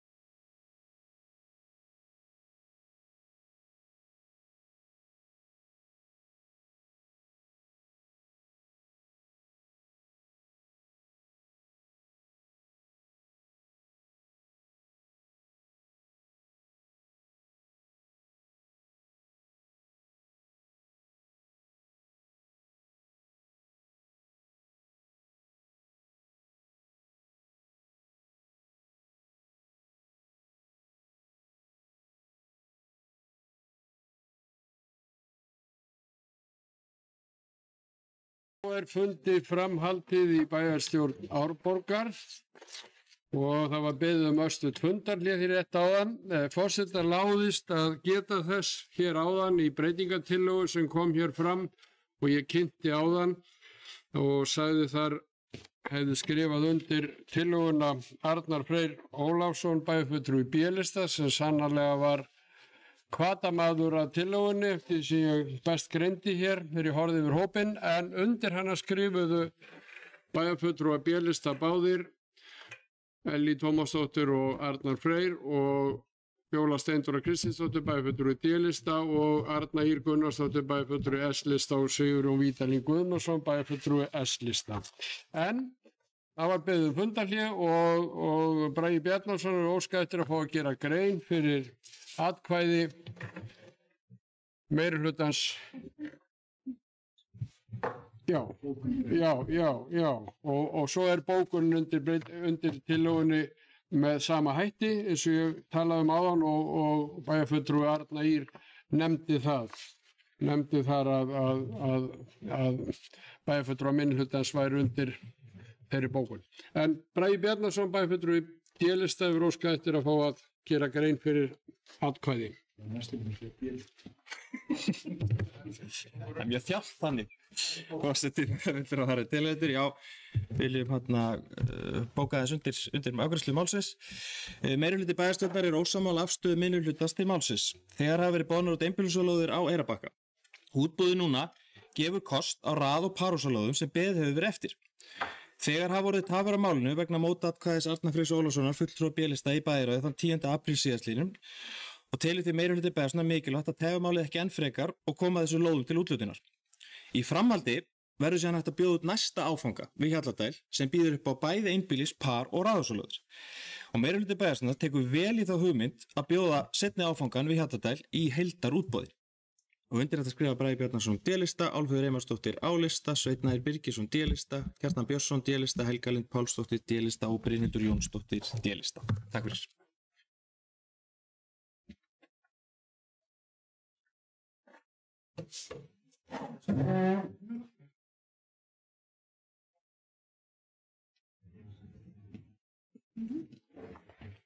Takk fyrir þetta, Bragi. Þá hefur þessi bókun komið eða greinagerð með atkvæði bókunjá komið með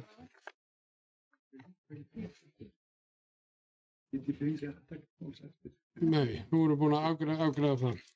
Og þá er komið að þriðja máli á dagskrá fundarins, það er Eyjasel 12 beiðni umsögn geymslustað ökutækja. Tillaga frá 43. fundi skipulagsnefndar sem haldið var 23. apríl, liður 2. Beiðni er hér umsögn geymslustað ökutækja, Samgöngustofa óskar eftir umsögn sveitarfélagsins Árborgar samkvæmt 2. málsgrein 3. greinar laga nr. 65/2015 ökutækjaleigur. Vegna umsóknar Kodiak Travel EHF geymslustað ökutækja Eyjasel 12 á Stokkseyri.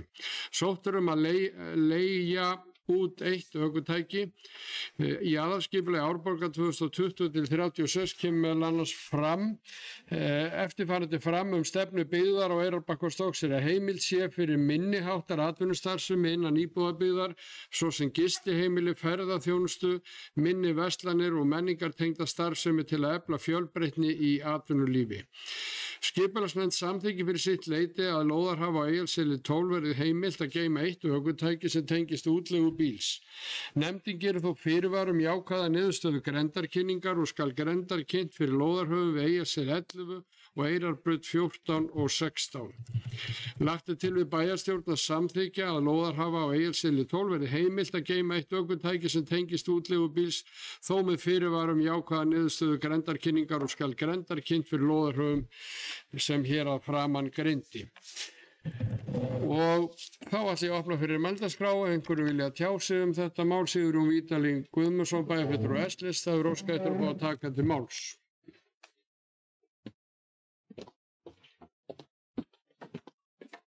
Herra forseti, já, ég ætla að leggja til að málinu verður frestað þar til að grenndarkynningin hefur farið fram og niðurstöður hennar liggja fyrir. Takk.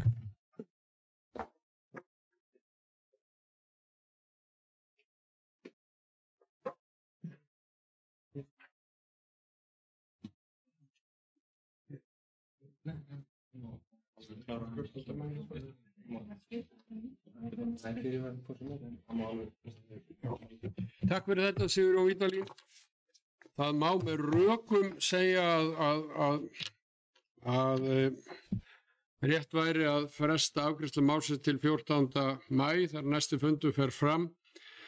Þar sem ekki liggur fyrir, en þetta að vísu eins og kemur fram hér í málinu með þeim fyrirvara og það svo sem skiptir ekki öllu máli þó að væri afgreitt núna, þá væri þessi fyrirvara alveg skýr að grenndarkynning yrði jákvæð. En ef að það er fast sótt að þá fellst forseti á það að fresta málinu fram að næsta bæjarfundarfundi ef að það Sigurjón hefur hafað það þannig. Já, þá legg ég það til að málinu verði fresta til næsta bæjarstjórnarfunda. Þeir sem að samþykja það vinsamlegast gefið merki. Fresta afgreiðslu málsins til næsta fundar.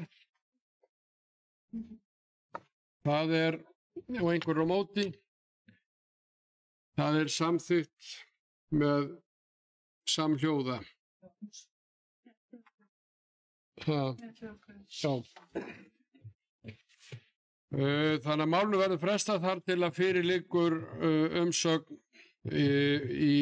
hjá nágrönnum eftir grenndarkynningu. Þá er það mál númer 4, Fossnes og Mýrarland. Tillaga frá 43. fundi skipulagsnefndar frá 23. apríl síðastliðinn liður 6. Fossnes og Mýrarland deiliskipulag verslunarþjónustu athafna og iðnaðarsvæða. Uppfærð tillaga deiliskipulags Fossnes og Mýrarlands er hér með lögð fram eftir auglýsingu. Tillagan var auglýst frá 19. september til og með 31. október 2024. Umsagnir bárust frá Brunavörnum Árnessýslu, Heilbrigðiseftirliti Suðurlands, Minjastofnun, Umhverfisstofnun og Vegagerðinni. Athugasemdir eru gerðar innan umsagna Vegagerðar og Minjastofnunar. Vegagerðin gerði nokkrar athugasemdir og var haldinn samráðsfundur þær breytingar sem gerðar hafa verið, meðal annars með fækkun vegtenginga við Suðurlandsveg. Minjastofnun taldi að fornleifafræðing þyrfti að fá til að uppfæra í einni skýrslu þær fornleifaskráningar sem gerðar hafa verið og ná yfir mismunandi hluta deiliskipulagssvæðis. Fornleifastofnun Íslands hefur gert skýrslu FS 10.11.24.33 þar sem kemur fram að fundist hafi 2 nýjar fornminjar. Gerðar hafa verið ítarbreytingar frá auglýstri tillögu meðal annars færslu á lóðarmörkum Fossnes 14 til norðvesturs, sameining á lóðunum Fossnes 11 til 13 og Fossnes 16 til 18. Þá er gerð ítarlegri þarfagreining vegna lóðar sem eru utan Kaldavatnstank á svæði 53 meðal annars með afmörkun á byggingareit. Skipulagsnefnd Árborgar samþykkir fyrir sitt leyti þær umbætur og breytingar sem gerðar hafa verið á tillögun í samræmi við 41. grein skipulagslaga nr. 123/2010.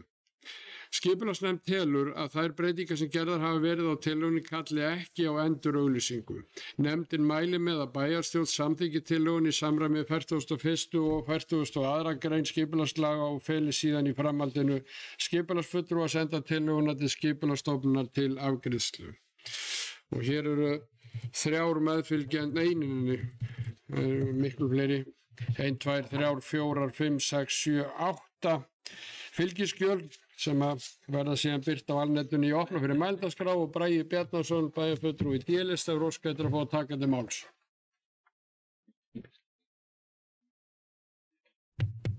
Forseti bæjarfundar tilhættur. Já, við erum hérna með deilskipulags fyrir Mýrarhverfið svo kallaða, búið að fara í gegnum auglýsingu og smávægilega breytingar í vetur eins og fram kemur í inngangnum. Líkt og ævinlega þegar við þurfum þá vill skipulagsstofnun að við bæjarstjórn geri þetta að sínu svari og bókunin sé þar að leiðandi eftirfarandi upp úr bókun skipulagsnefndar og þannig þegar að lesa það upp hérna sem tillögu aftur.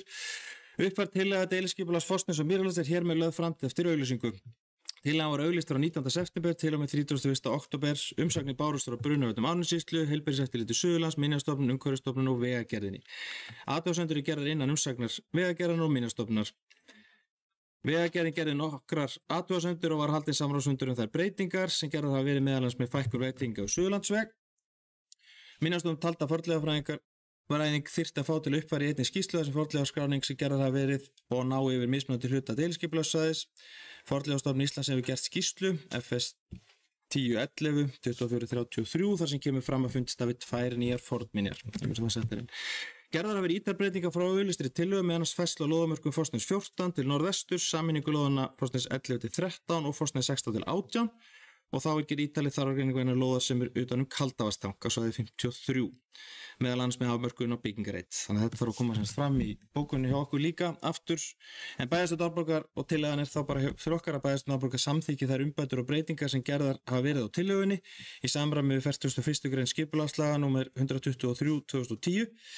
Bæjarstjórn telur að þær breytingar sem gerðar hafa verið á tillögunni kalli ekki á endur auglýsingu og þá er þetta að senda hana til staðfestingar BÍ og vonandi bara koma út úthlutunar skilmálum og bjóða út lóði til aukin atvinnustarfsemi sem er bara þörf á þessu svæði og hefur staðið til lengi eftir þess að þannig að það er bara mjög jákvætt að koma þessu í gegn þetta hjá okkur. Takk fyrir.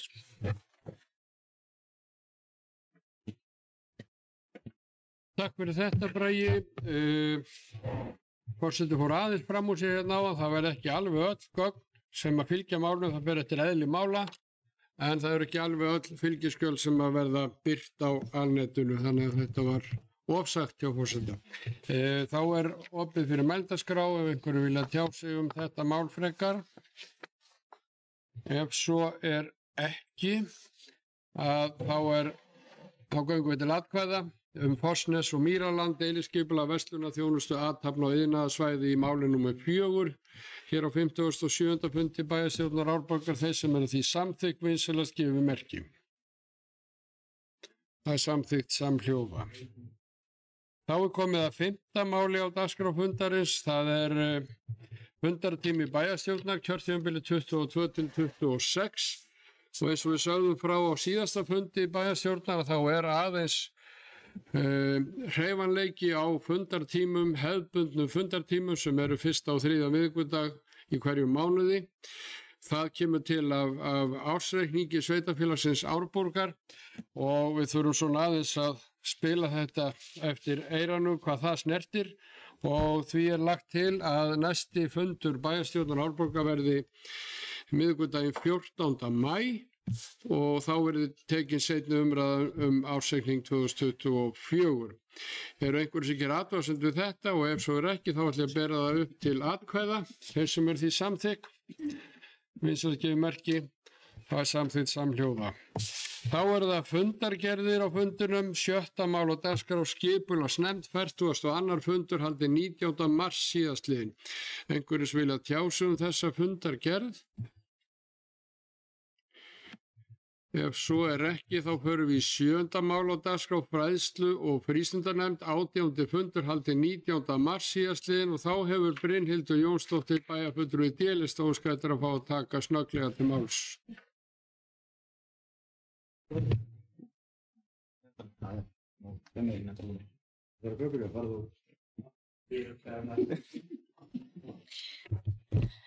Forseti, bæjarfulltrúi og aðrir tilheyrendur.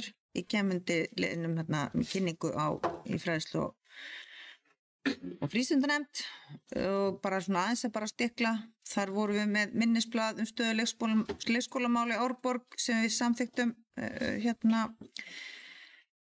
þróunarverkefni sem var komið til þess að vera á síðasta bæjarstjórnarfundi.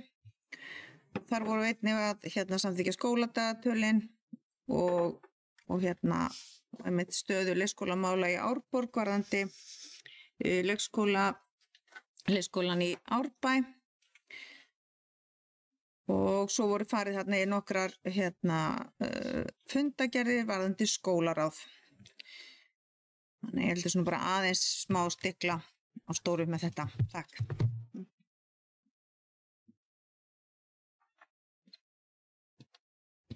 Takk fyrir þetta Brynhildur, fyrir fleiri. Ef svo er ekki þá förum við í 8. lið á dagskrá fundarins, það er bæjarráð. 122. fundur bæjarráðs haldinn 27. mars síðastliðinn. Einhverjum sem vilja tjá sig þá fundargerð? Ef svo ekki þá förum við í 9. mál á dagskrá eigna- og veitunefnd, 40. fundur haldinn 25. mars síðastliðinn. Þá hefur Sveinn Ægir Birgisson, bæjarfulltrúi D-lista, beðið orðið. Svo sem var stuttur en að tala öll málinn sem var samt ekki fundagerðinni, en bara við vorum að bjóða út inn að gatnagerð í Dvergasteinum á Stokkseyri sem gleðefni og þar koma einbýlishúsalóðir fram og við bindum bara vonið við að náttúrulega háð því hvort við fáum tilboð í verkið. Svo langar maður að vekja athygli bæjarfulltrúa á minnisblaði öryggisfangelsi á Stórahrauni. Þarna verða að fjalla notkun á þörf fangelsisins á köldu vatni og heitu vatni. En það er gert ráð fyrir alltaf 11,5 lítir á köldu vatni og 7,6 lítrum á heitu vatni. Þetta er sambærilegt og Stokkseyri, eitt og sér tekur á notkun, bara svo við gerum okkur grein fyrir hvað þetta er. Og það er komið inn á þarna með endurnýjun á Eyrarlögninni sem er byrjuð og við bættum fjármagn en það þarf að bæta meiri og það var bókað mér og sviðsstjóra falið að funda með framkvæmdaraðilum mögulega þáttöku af stofnlögninni niðritir. Síðan var undirlið líka staða orkumála, svo sem tekið fyrir á bæjarráðsfundir undan, en við gerum samning við Hallanda jarðhitaleit á heitu vatni og það hefur bara virkilega ánægilegt. Það er svolítið síðan að við náðum að gera samningu við landeigendur réttindi á heitu vatni og svo undir lokin langar mér í seinasta lið þá var að kynna ráðningu á nýjum veitustjóra og mér langar að bjóða hann Hákon Garðar velkominn í það starf en hann starfaði hjá sveitarfélaginu á framkvæmdasviði og í leiðin langar mér að þakka Sigurði Þór fyrir gott og ötugt starf fyrir sveitarfélagi í þau ár sem hann vann hjá okkur. Takk. Takk fyrir það, Sveinn Ægir. Þá er Arnar Freyr Ólafsson, bæjarfulltrúi B-lista og skautur að fá að taka til máls. Já, virðulegur forseti, bæjarfulltrúar og aðrir tilnefnendur. Ég kem bara undir þeim síðasta lið, það sem að ráðning nýs veitustjóra. Það er virkilega skemmtilegt að það sé ákveðin nýliðun og ungir menn eru komin til starfa og ég vil nú eiginlega bara koma hér í pontu og þakka Sigurði Þór Haraldsinni fyrir langan og langt og farsalan feril hjá veitunum og þakka honum innilega fyrir vel unnin störf og jáfnframt á sama tíma óska nýjum veitustjóra velfarnar í starfi. Takk. Takk fyrir þetta, Arnar Freyr. Þá ekki Álfheiður Einarsdóttir, bæjarfulltrúi A-lista og skautur að fá að taka til máls.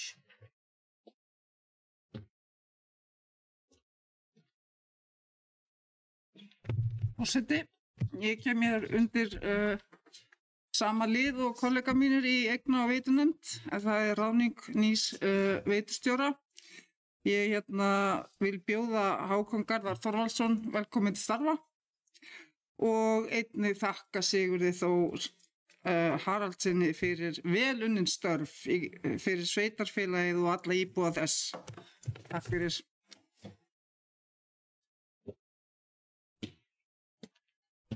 Takk fyrir þetta. Við getum tekið hér öll í bæjarsjóðinu undir þessar árnaðar óskir, bæði til þeirra sem að láta störfum og taka við nýju starfi, en Fjóla Steindóra Kristinsdóttir, bæjarfulltrúi D-lista, óskautur að taka til máls. Forseti, bæjarfulltrúar og aðrir tilheyrendur. Já, ég tek undir með þeim sem hafa hér talað á kjartani að óska nýju veitustjóra til hamingju með nýtt starf og þakka Sigurði Þór Haraldsinni fyrir hans ötula starf fyrir sveitarfélagi síðustu ár, en mér langaði líka að koma undir erindi til kynningar varandi nýtt öryggisfangelsi og eins og bæjarfulltrúi Sveinn Ægir kom inn á varandi heita og kalda vatnið og mér langaði bara að hvetja bæjarfulltrúa Sveinn Ægir og þá sem koma að þessum málum að horfa líka til fráveitunar og því þetta er að mínu viti jákvætt verkefni og ég held að við eigum að nýta okkur það til þess að efla í rauninni fráveituna niður frá líka og fá ríki til þess að koma að borðinu þar og vinna með okkur að því að gera það sem þarf að gera þar og ég held að það sé ekkert nema sanngjarnt að þau taki þátt í þeirri vinnu sem á eftir að fara fram þar og ég held að væri bara það er lag eins og maður segir. Takk fyrir. Takk fyrir þetta, Fjóla Steindóra. Þá ekki fleiri kveðið sér hljóðs undir þessum lið og þá förum við í 10. lið á dagskrá fundarins. Það er bæjarráð 123. fundur haldinn 3. apríl síðastliðinn. Einhverjir sem vilja tjá sig um þá fundargerð. Ef svo er ekki, þá förum við í 11. lið á dagskrá fundarins, umhverfisnefnd 21. fundur haldinn 1. apríl síðastliðinn. Einhverjir sem vilja tjá sig um þá fundargerð. Ef svo er ekki, þá förum við í 12. lið á dagskrá fundarins sem er bæjarráð 124. fundur haldinn 10. apríl síðastliðinn. Einhverjir sem vilja tjá sig um þá fundargerð. Ef svo er ekki, þá förum við í 13. lið á fundinum. Velferðarnefnd 16. fundur haldinn 8. apríl síðastliðinn. Einhverjir sem vilja tjá sig um þá fundargerð. Arna Ýr Gunnarsdóttir, bæjarfulltrúi S-lista, óskar eftir að fá að taka til máls undir þeim lið.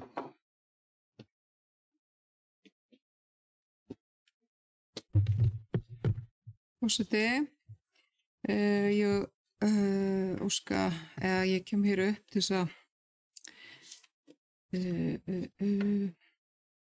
voru ég ekki inn í fundagerðinni. Afsakið þetta hérna út, þetta er svo langt hérna hjá okkur.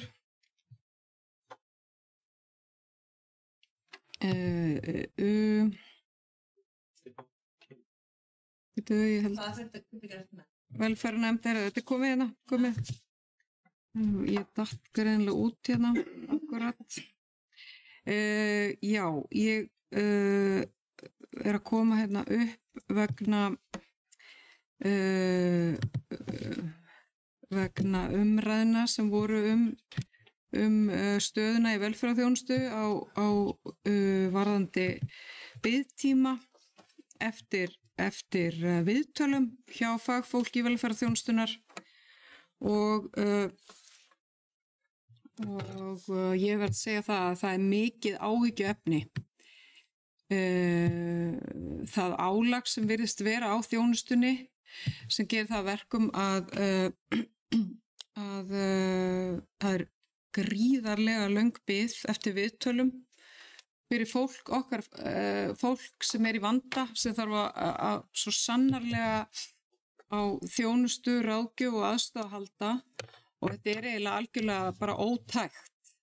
Að það er nánast, eða fólk er að upplifa það að það sé bara nánast hátt í 3 mánaða bið eftir að fá viðtal við félagsráðgjafa í velferðarþjónustunni og þetta bara getum við ekki búið við.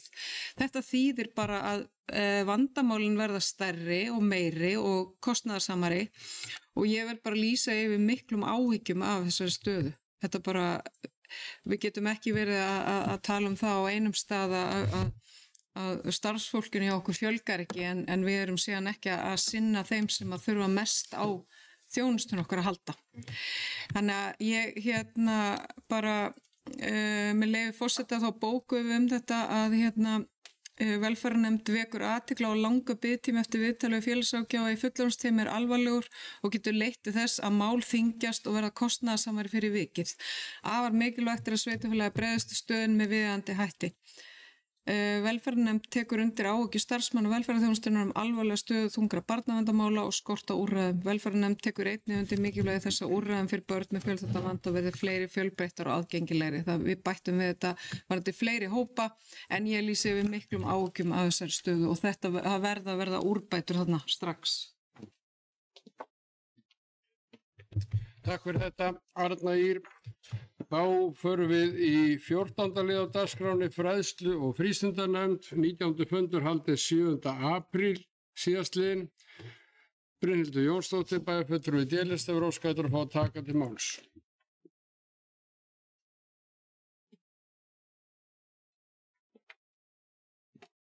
Já, forseti, bæjarfulltrúar tilheyrendur. Ég ætla nú bara aðeins að fara yfir úr því að koma upp í hinum fundunum, það ætla ekki að gera upp á milli þeirra, þannig ég ætla að koma aftur upp. En það var að fara yfir leikskóladagatölin og svo var þriðji liður það fyrirhuga breytingar og stundatöflu eldri deildar Vallaskóla.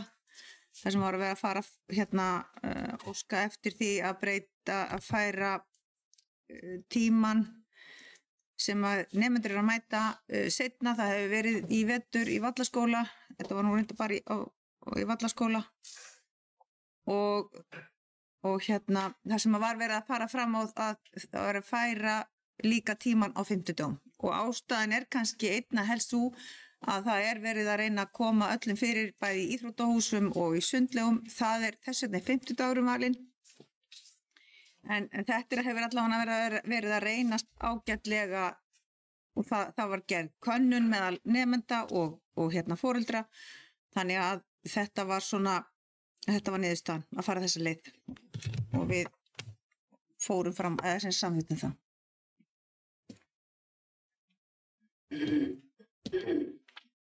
Takk fyrir þetta Brynhildur. Þá förum við í 15. og síðasta lið þessa fundar, 57. fundar bæjarstjórnar Árborgar. Það er bæjarráð 125. fundur haldinn 25. apríl síðastliðinn. Einhverju sem vilja tjá sig þá fundargerð. Ef svo er ekki, þá er dagskrá fundarins tæmd og eins og framkom hér fyrir á fundinu þá hittust við næst miðvikudaginn 14. maí á afmælisdegi fyrrum forseta Íslands og þá eru það klukkan 16 en ekki 15 eins og í dag og dagskráin er tæmd og ég segi fundi slitið.